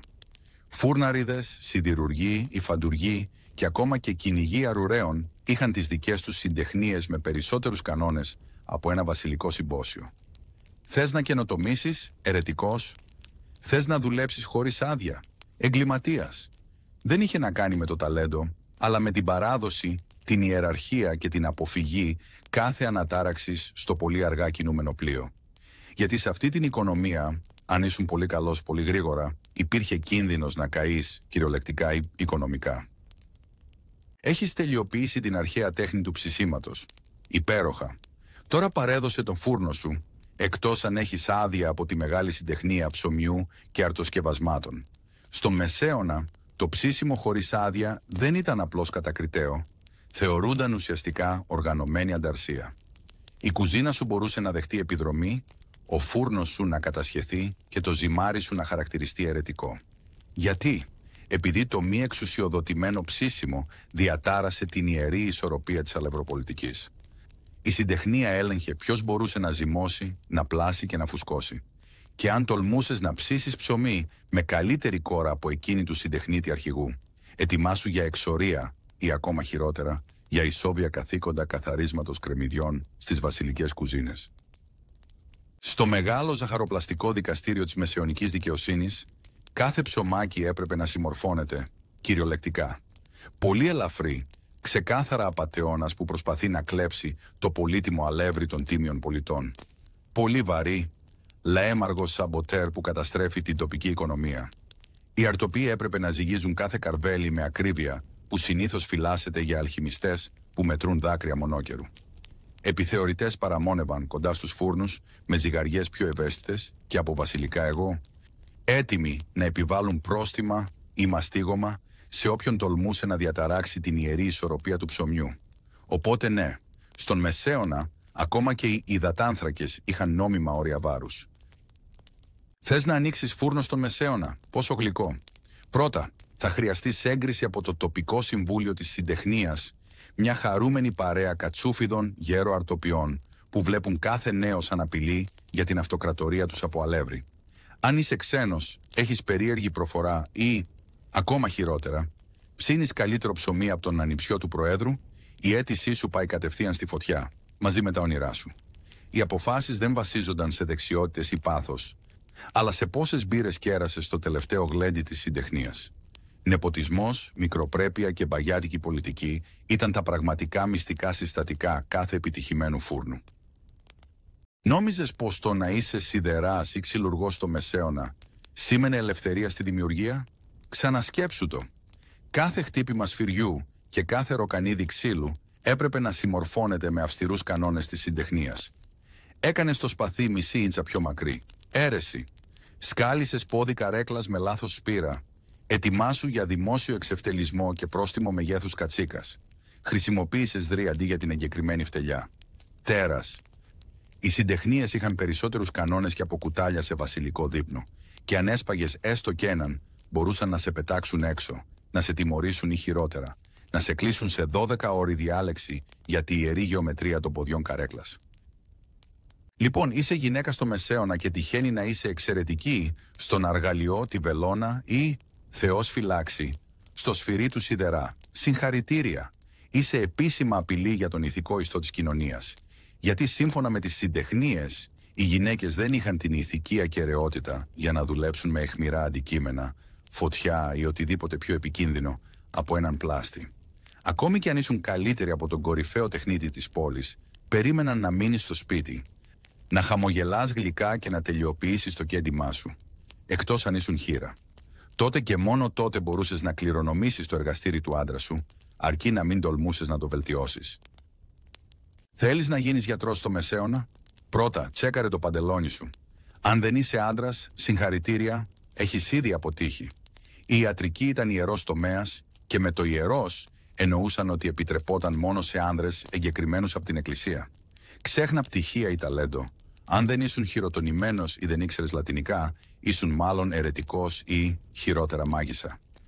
Οι γυναίκες που τολμούσαν να θεραπεύσουν αρρώστιες χαρακτηρίζονταν αμέσως μάγισσες και μπορούσαν να αποχαιρετήσουν τα ιατρικά εργαλεία τους και τη ζωή τους. Εν τω μεταξύ, ο αδελφός Γρηγόριος, που θεράπευε τα πάντα με μια προσευχή και έναν κουβά αγιασμό, ήταν πλήρως αδειοδοτημένος. Μεσαιωνική λογική. Αν αιμορραγεί, φταίει ο σατανάς. Αν γιατρεύει χωρίς την έγκριση της Εκκλησίας, κάψτο. Στον Μεσαίωνα το ταλέντο ήταν προαιρετικό, αλλά το οικογενειακό δέντρο ήταν υποχρεωτικό. Θες να γίνεις ξυλουργός, τσαγκάρης ή κατασκευαστής κυροπηγείων. Κακό αν ο πατέρας σου ήταν αγρότης, χωρίς καταγωγή, δεν έχεις καριέρα. Οι συντεχνίες επέβαλαν αυστηρή πολιτική, μόνο κληρονομιά, που σημαίνει πως μόνο οι γη υπαρχόντων μελών μπορούσαν καν να σκεφτούν να μάθουν το επάγγελμα.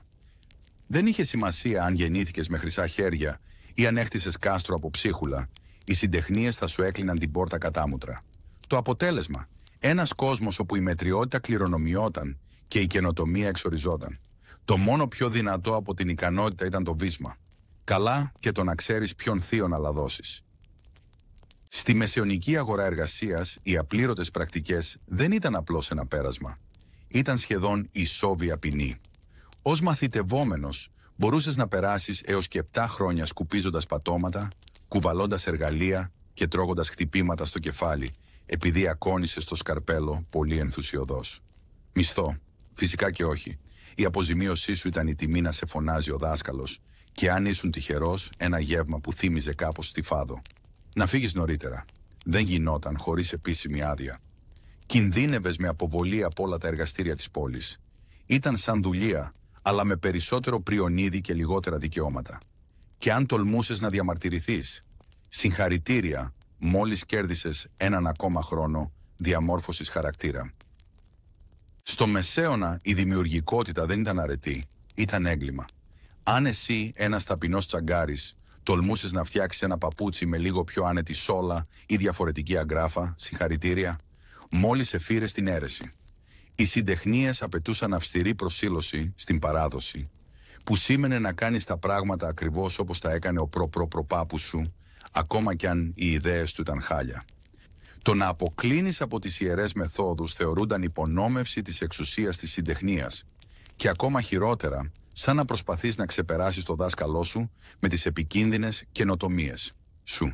Η τιμωρία, αποβολή, απώλεια του δικαιώματος εργασίας και αιώνια σφραγίδα ως ταραχοποιός. Μεσαιωνική καινοτομία, όταν η αλλαγή στο σχήμα ενός κουταλιού μπορούσε να σε εξωστρακίσει κοινωνικά. Νόμιζες ότι το να δώσεις έκπτωση θα σε έκανε δημοφιλή? Ξανασκέψου το. Στις μεσαιωνικές πόλεις, αν πουλούσες τα χειροποίητα κεριά σου μια πεντάρα φθηνότερα από το γείτονά σου, μπορούσες κυριολεκτικά να βρεθείς σε καυτό κερί. Οι συντεχνίες είχαν αυστηρούς κανόνες τιμολόγησης και το να υποτιμήσεις την κανονική τιμή θεωρούνταν οικονομική προδοσία. Ακόμα και αν τα προϊόντα σου ήταν καλύτερα ή απλώς προσπαθούσες να τα βγάλεις πέρα, μια προσφορά θεωρούνταν ότι ντροπιάζει τη συντεχνία. Ποινή, πρόστιμα, δημόσια διαπόμπευση και σε ορισμένες περιπτώσεις καταστροφή όλου του αποθέματός σου. Πίστη πελατών, καμία τύχη. Στη γη του ψωμιού και των επιδημιών, ο καπιταλισμός ζούσε, αλλά μόνο αν ήταν απολύτως συγχρονισμένος. Αφού πέρασες από σκάνδαλα με αλεύρι, κρίσεις των συντεχνιών, τιμωρίες για δημιουργικότητα και καταστροφές λόγω εκπτώσεων, επιτέλους απέκτησες τη θέση σου ως πλήρης μεσαιωνικός τεχνίτης. Και με το απέκτησες, εννοούμε, επέζησες. Γιατί σε αυτόν τον κόσμο το ταλέντο δεν μετρούσε τόσο όσο η υπακοή, οι οικογενειακές διασυνδέσεις και η ικανότητα να ψήσεις ψωμί χωρίς να το κάνεις πιο νόστιμο από του δασκάλου σου. Η καινοτομία ήταν έγκλημα, η φτηνή τιμή αίρεση και η σκληρή δουλειά ανταμοιβόταν με περισσότερους κανονισμούς. Την επόμενη φορά που θα δαγκώσεις ένα χειροποίητο ψωμάκι, θυμήσου, μπορεί να πήρες έναν μεσαιωνικό φούρναρι 10 χρόνια, 12 ξυλοδαρμούς, 3 εγκρίσεις από τη συντεχνία και 0 προσωπικές ιδέες για να το φτιάξει. Καλή όρεξη. Και μην ξεχάσεις να κάνεις υπόκληση στη συντεχνία. Καλώς ήρθατε στο μεσαιωνικό τμήμα μόδας, εκεί όπου το πουκάμισό σου μπορεί να σου φέρει πρόστιμο και το καπέλο σου να σε στείλει στη φυλακή. Σε αυτόν τον υπέροχα καταπιεστικό κόσμο, τα ρούχα δεν είχαν να κάνουν με τη ζεστασιά ή το στυλ. Όχι, αφορούσαν τη θέση σου στην κοινωνία και την ανάγκη να μην ντυθείς ποτέ πάνω από το επίπεδό σου. Οι νόμοι για την πολυτέλεια ήταν σχεδιασμένοι για να διασφαλίσουν ότι κανένας χωρικός δεν θα τολμήσει να αστράψει, κανένας έμπορος να λαμπυρίσει και κανένας σιδεράς να φορέσει ίχνος μεταξιού. Η μόδα ήταν πεδίο μάχης και το πεδίο αυτό ήταν στημένο. Αν φορούσες λάθος ύφασμα, λάθος χρώμα ή απλώς έδειχνες πολύ κομψός, αυτό ερμηνευόταν ως απειλή στην κοινωνική ιεραρχία. Θες να δείχνεις ωραίος. Καλύτερα να έχεις και τίτλο ευγενίας που να ταιριάζει με τις μπότες σου. Στη μεσαιωνική ιεραρχία των υφασμάτων, το μετάξι, το βελούδο και το μπροκάρ ήταν κάτι παραπάνω από υφάσματα. Ήταν σύμβολα κύρους αυστηρά για ευγενείς. Αν ήσουν ταπεινός φούρναρης ή σκληρά εργαζόμενος σιδεράς και τόλμησες να φορέσεις έστω και μια ραφή βελούδου, συγχαρητήρια. Μόλις διέπραξες έγκλημα μόδας. Η τιμωρία, πρόστιμα, δημόσια ταπείνωση ή, ακόμα χειρότερα, να σε περάσουν για κάποιον που ξέχασε τη θέση του. Αυτοί οι νόμοι υπήρχαν για να εμποδίζουν τις κατώτερες τάξεις από το να ντύνονται πάνω από το επίπεδό τους. Γιατί προφανώς, αν έδειχνες πλούσιος, όλο το φεουδαρχικό σύστημα θα κατέρεε. Οπότε θυμήσου, αν δεν έχεις τίτλο, το χιτόνιό σου καλύτερα να είναι τόσο φαγούρα και άχαρο όσο η κοινωνική σου ανέλυξη. Στο Μεσαίωνα το μοβ δεν ήταν απλώς ένα χρώμα, ήταν δήλωση θεϊκής εξουσίας. Αποκλειστικά για βασιλιάδες και λίγους ευγενείς με ευλογία, η χρήση του χωρίς τίτλο ισοδυναμούσε με προδοσία μέσω υφάσματος.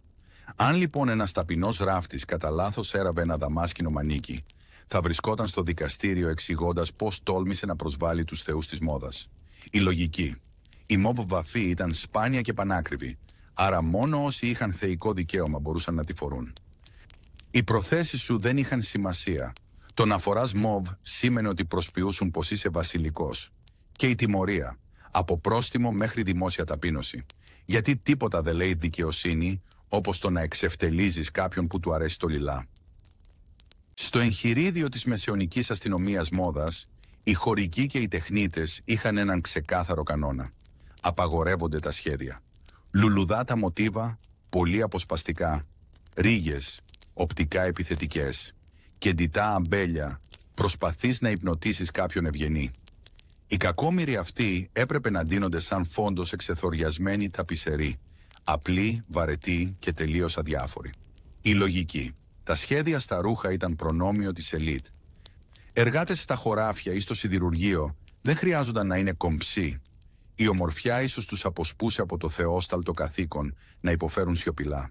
Έτσι, αν ήσουν σιδεράς και τολμούσες να φορέσεις χιτώνα με διακοσμητικό στρίφωμα, περίμενε πρόστιμο και έναν πολύ απογοητευμένο άρχοντα να κουνά το δάχτυλο για την επαναστατική σου κομψότητα.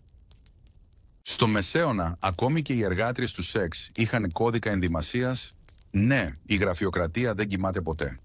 Οι πόρνες ήταν νομικά υποχρεωμένες να φορούν φανταχτερά, κραυγαλαία ρούχα ή ειδικά καλύματα κεφαλής, ώστε οι αξιοπρεπείς πολίτες να μην τις μπερδεύουν κατά λάθος με σεβαστές κυρίες. Φανταστείτε να είστε αναγκασμένοι να φοράτε κατακόκκινο φόρεμα και τεράστιο φτερωτό καπέλο μόνο και μόνο για να πάτε μέχρι το μανάβικο. Το μήνυμα ήταν σαφές. Πουλάς ευχαρίστηση, τότε να ντύνεσαι σαν ζωντανή πινακίδα προειδοποίησης. Πολύ βαρετό, πρόστιμο, πολύ κομψό. Κατηγορείσαι για κοινωνική παραπλάνηση. Παραδόξως αυτοί οι νόμοι μετέτρεψαν την κεντρική πλατεία σε πεδίο μάχης μόδας, όπου οι πόρνες ξεχώριζαν, ενώ οι ευγενείς κυρίες περνούσαν απαρατήρητες. Κάποιες φορές ούτε οι φρουροί της πόλης δεν μπορούσαν να ξεχωρίσουν ποια ήταν ποια, με αποτέλεσμα αμήχανες συλλήψεις και πολύ μπερδεμένους συζύγους. Στον Μεσαίωνα, τα καπέλα με φτερά ήταν κάτι περισσότερο από μια δήλωση μόδας, ήταν κοινωνικές νάρκες. Μόνο οι ευγενείς είχαν νόμιμο δικαίωμα να περιφέρονται με φτερά στα καπέλα τους. Όλοι οι άλλοι απαγορεύεται. Γιατί προφανώς ένα φτερό χήνας ήταν το τελευταίο εμπόδιο ανάμεσα στον πολιτισμό και το χάος. Αν ένας απλός φούρναρης ή φιλόδοξος σιδεράς τολμούσε να στολιστεί με έστω και ένα πούπουλο, κινδύνευε με πρόστιμο, κατάσχεση ή χειρότερα, δημόσιο εξευτελισμό στην κεντρική πλατεία. Η λογική. Τα φτερά συμβόλιζαν κοινωνική θέση και αν οι κοινοί θνητοί τα φορούσαν, ίσως μπέρδευαν τους ουρανούς. Έτσι οι χωρικοί αναγκάζονταν να φορούν μονότονα, χωρίς φτερά καπέλα, ουσιαστικά μάλινα κράνη ντροπής. Το ηρωνικό. Τα πουλιά δεν έδιναν δεκάρα για το ποιος φορούσε τα φτερά τους. Οι ευγενείς όμως έδιναν, και πολύ μάλιστα. Το να είσαι πλούσιος αλλά όχι ευγενής στο Μεσαίωνα ήταν σαν να έχεις ένα σπορ αυτοκίνητο χωρίς δίπλωμα, εντυπωσιακό στην εμφάνιση, αλλά τιμωρείσαι. Επιτυχημένοι έμποροι, παρά τα χρυσά τους νομίσματα και τις βελούδινες κουρτίνες, απαγορευόταν αυστηρά να ντύνονται όπως η αριστοκρατία. Μεταξωτοί χιτώνες, όχι, παπούτσια με κοσμήματα, ούτε για αστείο. Αυτοί οι καημένοι πλούσιοι έπρεπε να προσποιούνται ότι είναι φτωχοί, μόνο και μόνο για να αποφύγουν πρόστιμα. Φανταστείτε έναν άντρα πλουσιότερο από τον τοπικό βαρώνο να φοράει μαλλί στο χρώμα της πατάτας και να προσποιείται ότι δεν έχει καν σαπούνι. Ο σκοπός, να αποφευχθεί η σύγχυση μεταξύ αυτών που κληρονόμησαν την προνομιούχα θέση τους και αυτών που την απέκτησαν. Γιατί προφανώς τίποτα δεν είναι πιο επικίνδυνο από έναν αυτοδημιούργητο άντρα που είναι και κομψός. Στον Μεσαίωνα, ακόμα και το παντελόνι σου μπορούσε να σε βάλει σε μπελάδες. Ένα νέο κύμα τρομοκρατίας παντελονιού εξαπλώθηκε στις πόλεις, στενά παντελόνια που αγκάλιαζαν κάθε καμπύλη κρίθηκαν απειλή για την ηθική. Οι αξιωματούχοι έπαθαν σοκ. Οι ιερείς έσφυγαν τα κομποσκίνια τους. Οι ράφτες έκλαιγαν από απελπισία, καθώς οι καλύτερες δημιουργίες τους απαγορεύτηκαν. Ο νόμος όριζε ότι τα πολύ στενά παντελόνια ήταν δημόσια προσβολή. Πολύ άσεμνα, πολύ αμαρτωλά, πολύ ανατομικά ακριβή. Μερικοί άνδρες αναγκάστηκαν να κυκλοφορούν με σακιά πατάτας για να αποφύγουν το σκάνδαλο. Κι όμως το αληθινό έγκλημα δεν ήταν η απρέπεια. Ήταν το θάρρος να έχεις γάμπες που τραβούν την προσοχή. Εν συντομία, τα εγκλήματα μόδας δεν είχαν υπάρξει ποτέ τόσο εφαρμοστά. Στο μεσαιωνικό δικαστήριο μόδας, οι γυναίκες περπατούσαν σε μια επικίνδυνη γραμμή ανάμεσα στο πολύ απλό και το πολύ σαγηνευτικό. Το φόρεμα πολύ κοντό, μαγεία, πολύ φωτεινό, μοιχεία, πολλά αξεσουάρ, προφανώς κόρη του σατανά με υπέροχο γούστο. Οι κυρίες έπρεπε να υπολογίζουν το μήκος της φούστας τους στο εκατοστό και αλίμονό τους αν κάποιο κολλιέ γυάλιζε υπερβολικά. Η λογική. Οποιαδήποτε γυναίκα που τραβούσε την προσοχή ίσως προσπαθούσε να αποπλανήσει άντρες ή, χειρότερα, να σκεφτεί μόνη της.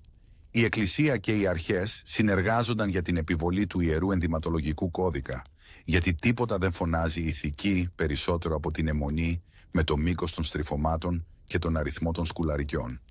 Και αν κατά λάθος έλαμπες υπερβολικά, ετοιμάσου για δίκη υφάσματος. Σε μια μεσαιωνική εκδοχή του Μόδα με σκοπό, οι άνθρωποι εβραϊκής και μουσουλμανικής πίστης ήταν νομικά υποχρεωμένοι να φορούν συγκεκριμένα ρούχα ή σήματα, για να ξέρει ο καθένας ποιον να αποφεύγει στην κυριακάτικη αγορά. Είτε ήταν ένας κίτρινος κύκλος, ένα μυτερό καπέλο ή ένα χρωματιστό περιβραχιόνιο. Ο στόχος δεν ήταν το στυλ, ήταν κρατικά επιβεβλημένος διαχωρισμός. Αυτές οι δηλώσεις μόδας δεν είχαν καμία σχέση με τη θεολογία και τα πάντα να κάνουν με τον έλεγχο, τον φόβο και τον καλό παλιό ρατσισμό. Φανταστείτε να αναγκάζεστε να κωδικοποιείτε τη ζωή σας με χρώματα, απλώς για να μπορούν οι αρχές να καταλαβαίνουν τη θρησκεία σας με μια ματιά. Γιατί τίποτα δεν φωνάζει δικαιοσύνη όπως το να χαρακτηρίζεις ανθρώπους σαν να είναι κονσέρβες. Η παραβίαση του μεσαιωνικού ενδυματολογικού κώδικα δεν ήταν απλώς κοινωνικό λάθος. Ήταν έγκλημα. Να φοράς μετάξι ως κοινός θνητός. Ετοιμάσου να σε εκδίσουν, κυριολεκτικά. Η μόδα αστυνομευόταν, ναι, είχαν τέτοιους, και μπορούσαν να σου κατάσχουν τα ρούχα επιτόπου και να τα κρεμάσουν στην κεντρική πλατεία ως τρόπαιο ντροπής. Η δημόσια διαπόμπευση ήταν δημοφιλής τιμωρία. Το πλήθος μαζευόταν για να δείχνει και να γελάει με τα σκανδαλώδη μανίκια σου. Αν είχες χρυσό, μπορούσες να πληρώσεις για να τη γλιτώσεις. Γιατί στο Μεσαίωνα τίποτα δεν έλεγε δικαιοσύνη, όπως το να λαδώσεις για ένα ενδυματολογικό έγκλημα. Το στυλ ελεγχόταν πιο αυστηρά από την κλοπή, γιατί φαντάσου να φορέσει κανείς βελούδο χωρίς τίτλο. Και έτσι φτάνουμε στο τέλος της πιο μοδάτης μορφής καταπίεσης, των μεσαιωνικών ενδυματολογικών κανόνων. Σε αυτόν τον κόσμο το ύφασμα δεν κάλυπτε απλώς το σώμα σου. Κάλυπτε τη μοίρα σου, την κοινωνική σου θέση, ακόμα και το δικαίωμά σου να ζεις ειρηνικά. Λάθος καπέλο, δημόσια διαπόμπευση, λάθος χρώμα, πρόστιμο, πολυτελές ύφασμα, συγχαρητήρια, είσαι πλέον εγκληματίας. Η άρχουσα τάξη χρησιμοποιούσε τα ρούχα σαν δεσμά, μεταξωτά και ντυμένα και απόλυτα άδικα. Πίσω από κάθε βαρετή μάλινη χλένη κρυβόταν ένας νόμος πιο χοντρός από τη βίβλο και διπλά πιο επικριτικός. Δεν ντυνώσουν για τον καιρό, ντυνώσουν για να επιβιώσεις. Γιατί στο Μεσαίωνα η μόδα δεν εξέφραζε προσωπικότητα, επέβαλε την ιεραρχία. Και αυτός είναι ο λόγος, αγαπητοί θεατές, που μια ζώνη μπορούσε να σε στείλει στην αγχώνη. Καλώς ήρθατε στο μεσαιωνικό σύστημα δικαιοσύνης, όπου η δικαιοσύνη ήταν προαιρετική, αλλά ο δημόσιος πόνος υποχρεωτικός. Σε αυτό το αιματοβαμμένο κεφάλαιο της ιστορίας, η ιδέα της αποτροπής λαμβανόταν κυριολεκτικά. Αν η τιμωρία δεν σε έκανε να ουρλιάξεις, να κλάψεις και να επανεξετάσεις την ύπαρξή σου, ήταν όντως αποτελεσματική. Από κομμένα χέρια μέχρι ψημένους αιρετικούς, οι ποινές δεν στόχευαν στη διόρθωση αλλά στο θέαμα. Οι εκτελέσεις ήταν κοινωνικά γεγονότα, χωρίς popcorn, αλλά με υποχρεωτικές αποδοκιμασίες. Η δικαιοσύνη δεν ήταν τυφλή, ήταν διψασμένη για αίμα, θεατρική και με ανησυχητική δημιουργικότητα. Ήταν μια εποχή όπου ακόμα και ένα μικρό παράπτωμα μπορούσε να σε κάνει πρωταγωνιστή στο πιο βίαιο σοου της πόλης. Καλώς ήρθατε στη μεσαιωνική δικαιοσύνη, επώδυνη, δημόσια και βαθιά μικροπρεπής. Στον Μεσαίωνα, αν το στομάχι σου γουργούριζε και τολμούσες να κλέψεις ένα καρβέλι ψωμί, συγχαρητήρια, ίσως σύντομα σου έλειπε ένα χέρι. Οι κλοποί, ειδικά από τους φτωχούς, τιμωρούνταν γρήγορα και θεατρικά. Δημόσιος ακροτηριασμός. Ένα ξύλινο κούτσουρο, ένα σκουριασμένο τσεκούρι και ένα επεφημούν κοινό ήταν όλα μέρος του θεάματος. Και για να γίνει σίγουρα κατανοητό το μήνυμα, το κομμένο χέρι καρφωνόταν στην πύλη της πόλης σαν οπτική υπενθύμηση. Αυτό παθαίνεις όταν ξεχνάς να πληρώσεις. Η ηρωνία.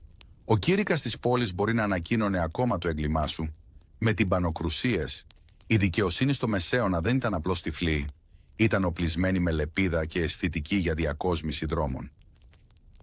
Στον Μεσαίωνα, κάποιες τιμωρίες ήταν τόσο δημιουργικές που έμοιαζαν περισσότερο με ιστορίες τρόμου παρά με νόμους. Μία από τις αγαπημένες του πλήθους, το κρεμαστό σιδερένιο κλουβί. Αν διέπρατες ένα έγκλημα που άξιζε παρατεταμένο εξευτελισμό και ηλίαση, σε κλείδωναν σε ένα μεταλλικό κλουβί σε μέγεθος ανθρώπου και σε ύψωναν στην πλατεία της πόλης. Βροχή, ηλιακάδα, κουτσουλιές, ισμήνη μυγών, εκεί έμενες.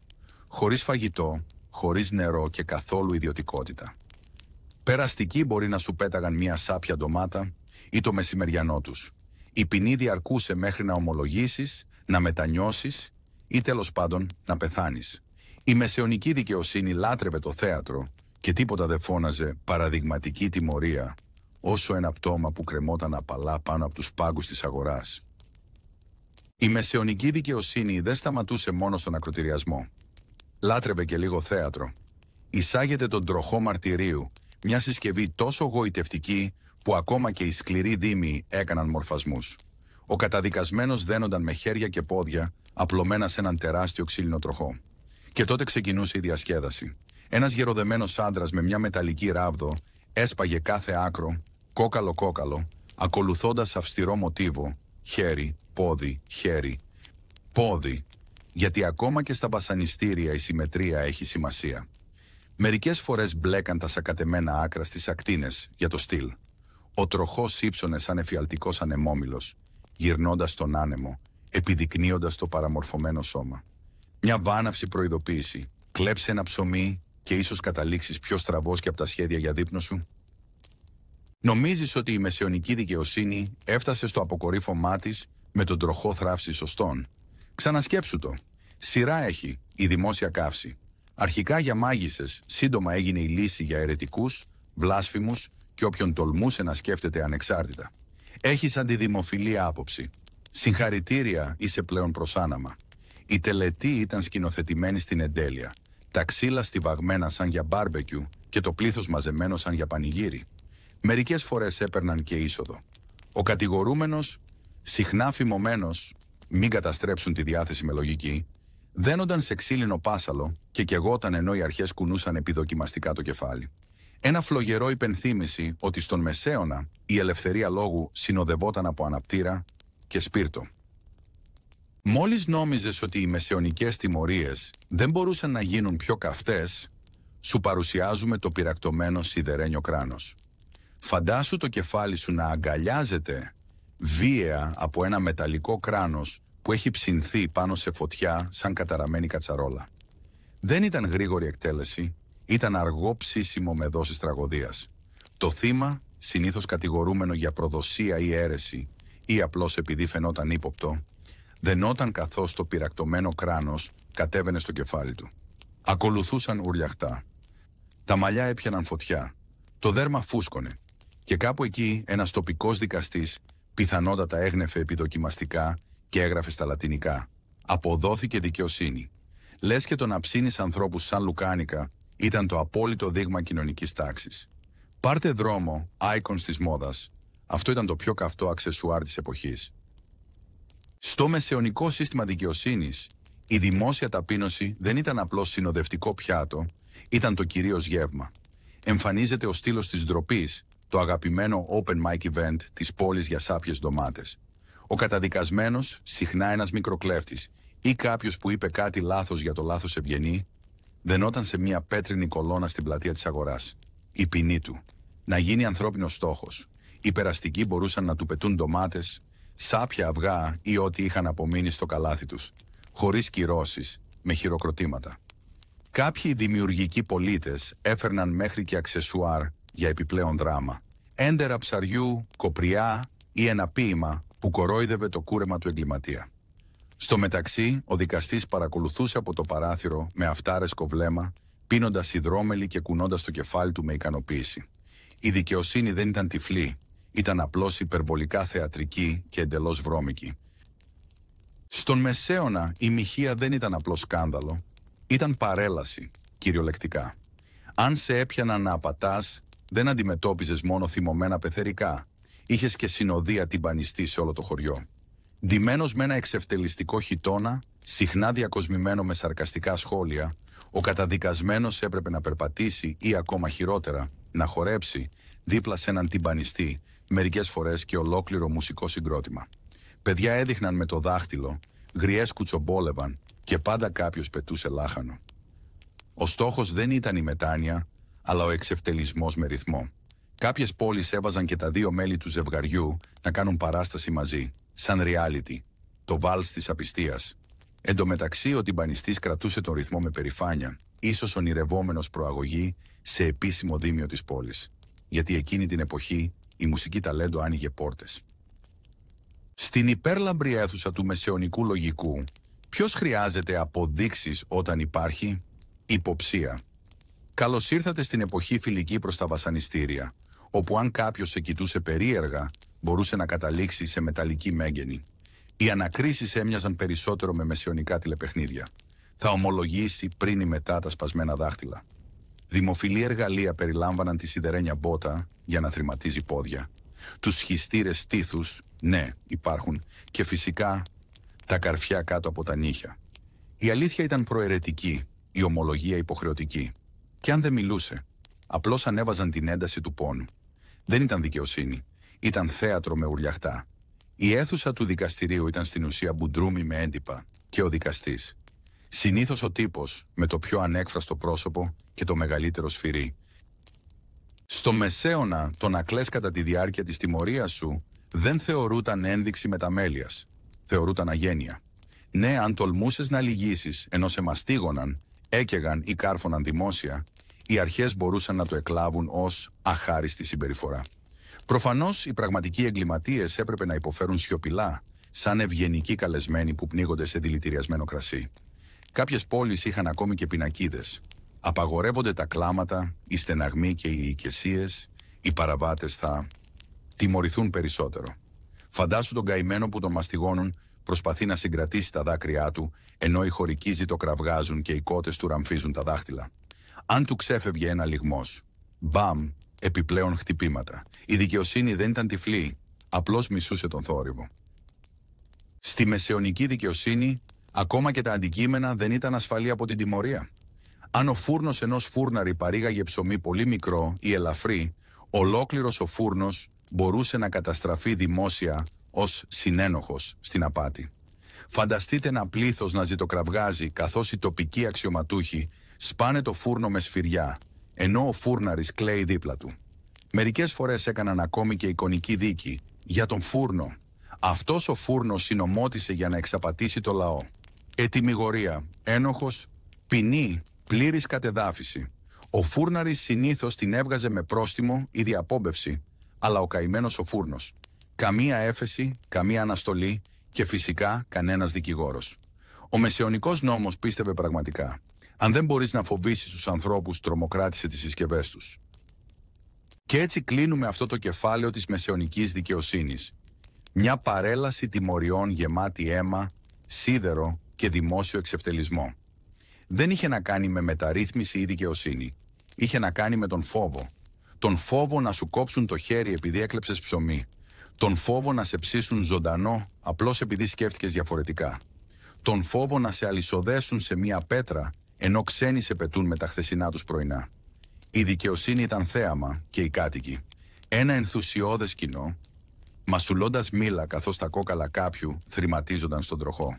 Σε μια εποχή όπου η σιωπή ήταν ύποπτη και ακόμη και οι φούρνοι τιμωρούνταν, το μόνο αληθινό έγκλημα ήταν να σε πιάσουν.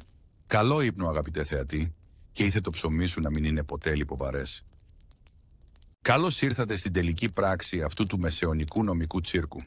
Ας πάρουμε μια ανάσα και ας ξαναθυμηθούμε το σουρεαλιστικό ταξίδι που μόλις επιβιώσαμε. Ζώα σύρθηκαν στο δικαστήριο, σκούπες κάηκαν για μαγεία, άνθρωποι τιμωρήθηκαν επειδή φορούσαν λάθος ύφασμα ή χειρότερα επειδή έκαναν πολλά μπάνια. Ένας κόσμος όπου το σαπούνι ήταν ύποπτο και η σιωπή ενοχοποιούσε. Ταξιδέψαμε μέσα από μπουντρούμια παραλογισμού, πάνω από τάφρους τρέλας και δίπλα από νόμους τόσο γελίους που η σύγχρονη γραφειοκρατία μοιάζει με ουτοπία. Αλλά αν έφτασες μέχρι εδώ χωρίς να συλληφθείς επειδή φτερνίστηκες σε ιερή πομπή, συγχαρητήρια, είσαι πιο σκληρός από τους μισούς χωρικούς τότε. Μετά από όλους αυτούς τους παράλογους νόμους που είδαμε, ποινές για κατοικίδιους βατράχους, απαγορεύσεις σαπουνιού και διατάγματα κατά των σκουπών, μία ερώτηση ηχεί μέσα στην ιστορία σαν μεντεσές μεσαιωνικής πόρτας. Γιατί δημιουργούσαν οι άνθρωποι τέτοιους γελίους κανόνες? Ήταν φόβος, δυσιδαιμονία, ευγενείς διψασμένοι για εξουσία που ήθελαν ένα χόμπι, ή ίσως απλώς επειδή οι άνθρωποι είναι μερικές φορές αλλεργικοί στη λογική? Φανταστείτε ένα συμβούλιο ανδρών με ρόμπες να συζητούν για ώρες αν το να είσαι αριστερόχειρας είναι σημάδι μαγείας, ενώ αγνοούν τον πραγματικό λοιμό έξω. Δεν ήταν μόνο για δικαιοσύνη, ήταν για έλεγχο, θέαμα και μερικές φορές καθαρή ανοησία, ντυμένη σε επίσημη περγαμηνή. Το τρομακτικό, πίστευαν ότι όλα είχαν απόλυτη λογική. Αναρωτιέσαι πώς επιβίωσαν αυτοί οι παράλογοι νόμοι για αιώνες? Απλό. Αυτοί που τους έγραφαν ήταν και οι μόνοι που μπορούσαν να τους διαβάσουν. Σε έναν κόσμο όπου η ανάγνωση ήταν πολυτέλεια και η νομική γνώση πιο μυστηριώδης και από την αλχημία, οι απλοί άνθρωποι δεν είχαν καμία πιθανότητα. Οι ευγενείς και ο κλήρος, ντυμένοι με βελούδο και αλαζονία, κυβερνούσαν πίσω από περγαμηνές μουτζουρωμένες με μελάνι, ενώ οι χωρικοί μετά βίας ήξεραν να γράψουν το όνομά τους, αν είχαν κανένα. Να αμφισβητήσεις τον νόμο ήταν σαν να προσπαθείς να συζητήσεις για τη βαρύτητα με ένα αμμόνι που πέφτει. Έτσι άνθησε η ανοησία. Αν ο νόμος έλεγε ότι η αγελάδα σου χρωστάει φόρους, πλήρωνες. Αν το φτέρνισμά σου προσέβαλε έναν επίσκοπο, μετανοούσες. Καλωσόρισες στην σιωπηλή τυραννία της άγνοιας. Ξέρεις τι έχει πλάκα? Όσο περισσότερο υπάρχει κάτι παράλογο, τόσο πιο φυσιολογικό αρχίζει να φαίνεται. Πάρε για παράδειγμα τον μεσαιωνικό νόμο που απαγόρευε στις γυναίκες να τρώνε καυτερό φαγητό, γιατί υποτίθεται ότι διέγειρε τα πάθη. Αστείο σήμερα, αλλά κράτησε για γενιές. Γιατί? Επειδή μόλις ένας κανόνας καταγραφεί, ο κόσμος αρχίζει να τον αποδέχεται. Μετά τον επιβάλλει και μετά τιμωρεί όσους δεν τον ακολουθούν. Πριν το καταλάβεις, το παράλογο γίνεται παράδοση. Είναι η μεσαιωνική εκδοχή του. Έτσι το κάναμε πάντα. Ναι, ένας νόμος μπορεί να είναι ανοησία και πάλι να γίνει χρυσό πρότυπο. Απόδειξη ότι το μόνο που χρειάζεται είναι χρόνος, επανάληψη και μια κοινωνία πολύ κουρασμένη ή τρομαγμένη για να αντιδράσει. Να ένα διασκεδαστικό γεγονός. Μερικοί από αυτούς τους μεσαιωνικούς νόμους δεν πέθαναν ακριβώς. Απλώς φόρεσαν μοντέρνα ρούχα και πήραν νέο όνομα. Πάρε για παράδειγμα τους κανονισμούς ένδυσης. Τότε οι χωρικοί δεν επιτρεπόταν να φορούν μετάξι, γιατί το λαμπερό ύφασμα τους έκανε να έχουν ψευδαισθήσεις μεγαλείου. Σήμερα, πήγαινε σε ένα πολυτελές κλαμπ με σαγιονάρες και δες τον πορτιέρι να εφαρμόζει την άγραφη σύγχρονη εκδοχή. Επαγγελματικές άδειες. Τότε χρειαζόσουν βασιλική άδεια για να ψήσεις ψωμί. Τώρα, χρειάζεσαι 10 άδειες, έλεγχο ποινικού μητρώου και ίσως δείγμα αίματος μόνο για να ανοίξεις ένα ταχυφαγείο. Και ας μην μιλήσουμε για τους νόμους περί φύλου. Ακόμα ζωντανοί, απλώς καλύτερα ντυμένοι. Φαίνεται πως η ανοησία έχει μεγάλη διάρκεια ζωής, αρκεί να της βάλεις νομική σφραγίδα. Μας αρέσει να πιστεύουμε ότι έχουμε εξελιχθεί. Ότι αφήσαμε πίσω τις μέρες που κρίνουμε μάγισσες από τις ικανότητές τους στο κολύμπι ή καταδικάζουμε γουρούνια σε θάνατο. Αλλά αν ρίξεις μια ματιά στις σημερινές αίθουσες δικαστηρίων ή στις πολιτικές συζητήσεις, μπορεί να δεις μερικές μεσαιωνικές σκιές να χορεύουν moonwalk. Νόμοι που απαγορεύουν το χορό σε μικρές πόλεις. Τσεκ. Παράλογες άδειες για πάγκους λεμονάδας. Ακόμα εδώ. Και μην αρχίσουμε καν με τη νομική γλώσσα που κάνει την ανάγνωση ενός συμβολέου να μοιάζει με μαγεία. Ναι, περάσαμε από δαυλούς σε τάμπλετς, αλλά η λογική ίσως δεν πήρε την ενημέρωση. Οι ιστορικοί του μέλλοντος ίσως αναρωτηθούν. Τιμωρούσαν ανθρώπους επειδή τάιζαν άστεγους. Ναι, οπότε πριν γελάσουμε πολύ με το παρελθόν, πάρε μια βαθιά ανάσα και κρύψε το hoverboard. Μερικές από τις πιο τραγικές κωμωδίες της ιστορίας δεν παίχτηκαν στο θέατρο, αλλά στις αίθουσες δικαστηρίων. Φανταστείτε να σας κατηγορούν για μαγεία επειδή η αγελάδα του γείτονα σκάλωσε και ο δικαστής να το παίρνει στα σοβαρά. Ή να βασανίζεστε μέχρι να ομολογήσετε ότι μιλήσατε με το διάβολο, μόνο και μόνο επειδή ξέρετε λατινικά. Αυτά δεν ήταν απλώς σκοτεινά παραμύθια, ήταν πραγματικότητα. Η μεσαιωνική δικαιοσύνη συχνά παρέλειπε το κομμάτι με τα αποδεικτικά στοιχεία, τη λογική ή ακόμα και την κοινή λογική. Πολλοί καταδικάστηκαν με βάση κουτσομπολιά, όνειρα ή το σχήμα μιας ελιάς. Αυτές οι δικαστικές τραγωδίες δεν ήταν απλά λάθη, ήταν συστηματικές, τελετουργικές και συχνά γιορτάζονταν ως θέλημα Θεού. Μας θυμίζουν γιατί η δίκαιη διαδικασία, τα αποδεικτικά στοιχεία και τα ανθρώπινα δικαιώματα δεν είναι απλή γραφειοκρατία. Είναι η ασπίδα μας απέναντι στην επανάληψη της ιστορίας και κατά προτίμηση χωρίς δαυλούς. Οι παράλογοι νόμοι δεν εμφανίστηκαν απλώς από το πουθενά. Είναι στιγμιότυπα ανθρώπινου φόβου, κουλτούρας και άγνοιας σε μια δεδομένη χρονική στιγμή. Γιατί απαγόρευσαν το μπάνιο? Επειδή πίστευαν ότι το νερό μετέφερε ασθένειες στο σώμα. Γιατί τιμωρούσαν τις γυναίκες που φορούσαν πολύχρωμα ρούχα? Επειδή το έντονο ύφασμα υποτίθεται ότι προσέλκυε δαίμονες ή ακόμα χειρότερα προσοχή. Κάθε γελίος νόμος αποκαλύπτει με το δικό του διεστραμμένο τρόπο τις ανασφάλειες της εποχής. Φόβος για το άγνωστο, παράνοια για εξέγερση, αιμονή με την τάξη και μια νοσηρή προσκόλληση στη ηθική. Οι νόμοι ήταν καθρέφτες, έστω και καθρέφτες Λούνα Πάρκ, που έδειχναν όχι μόνο ποιος κυβερνούσε, αλλά και τι φοβόταν. Και όπως οι μεσαιωνικοί κουρίς πίστευαν ότι η αφέμαξη θεράπευε τα πάντα, έτσι και οι νομοθέτες πίστευαν ειλικρινά ότι βοηθούσαν. Κάποιον, συνήθως όχι τον κατηγορούμενο. Οπότε όσο γελάμε σήμερα, να θυμόμαστε. Τότε ήταν θανάσιμα σοβαρό. Το καλύτερο όταν κοιτάμε πίσω σε γελίους νόμους. Το να μαθαίνουμε από αυτούς ή τουλάχιστον να γελάμε πριν κάνουμε το ίδιο λάθος ξανά, με μια μοντέρνα πινελιά. Οι μεσαιωνικοί απαγόρευαν το χορό, τιμωρούσαν μάγισσες και επέβαλαν πρόστιμα για λάθος χρώμα ρούχων. Και εμείς βάζουμε πρόστιμα αν παρκάρεις ένα εκατοστό έξω από τη γραμμή ή απαγορεύουμε βιβλία επειδή κάποιος κάπου προσβλήθηκε. Πρόοδος, ίσως. Αλλά η ιστορία είναι σαν ηρωνικός δάσκαλος. Μας δείχνει πόσο ηλίθιοι ήμασταν, ώστε να είμαστε λίγο λιγότερο ηλίθιοι τώρα. Αν μια κοινωνία δεν αναλογίζεται τις παλιές της ανοησίες, κινδυνεύει να δημιουργήσει καινούριες με καλύτερη σύνταξη. Οπότε ας αντιμετωπίσουμε τις γελοιότητες του παρελθόντος όχι απλώς ως κοροϊδία, αλλά ως οδηγό, έτσι ώστε όταν τα κάνουμε θάλασσα ξανά, τουλάχιστον να είναι πρωτότυπο. Η ιστορία του νόμου δεν είναι απλώς ένα σκονισμένο χρονολόγιο κανόνων. Είναι ένα τρενάκι του τρόμου από απόλυτο παραλογισμό προς αχνό κοινωνού. Για κάθε γελίο νόμο που καταδίκασε ένα γουρούνι σε θάνατο ή απαγόρευσε το σκόρδο της τρίτης, η ανθρωπότητα πήρε ένα μάθημα, συνήθως με τον δύσκολο τρόπο. Αυτά τα παράλογα, όσο γελία και αν φαίνονται τώρα, κάποτε λαμβάνονταν απολύτως στα σοβαρά, πολλές φορές κυριολεκτικά. Κι όμως κάθε παράλογη απόφαση, κάθε δίκη βασισμένη στη δυσιδαιμονία, κάθε νόμος σφυριλατημένος από φόβο ή άγνοια, μας έσπροχνε λίγο πιο μπροστά, σαν να γλιστράμε σε φλούδες μπανάνας προς το φωτισμό. Επώδυνο, απόλυτα, απαραίτητο. Κι αυτό ναι. Η πρόοδος δεν φορά πάντα τίβενο σοφίας. Μερικές φορές κοντάφτει με παπούτσια κλόουν. Έτσι γράφεται η ιστορία της ανθρώπινης δικαιοσύνης. Όχι μόνο με ευγενείς διακηρύξεις, αλλά και με ξεκαρδιστικά ολέθρια λάθη. Γιατί από ό,τι φαίνεται, ο δρόμος προς τη δικαιοσύνη περνά από ναρκοπαίδιο γεμάτο πλάκα κάνεις τώρα. Αφού περάσαμε μέσα από το βάλτο των γελίων μεσαιωνικών νόμων, από την τιμωρία γουρουνιών μέχρι την απαγόρευση των μακρών λουτρών, ας ρίξουμε το φως στο σήμερα. Νομίζουμε ότι είμαστε ασφαλείς τώρα. Ξανασκεφτείτε το. Ορισμένοι σύγχρονοι νόμοι ακούγονται ακόμα σαν να γράφτηκαν μετά από μια πολύ μεγάλη νύχτα στην ταβέρνα.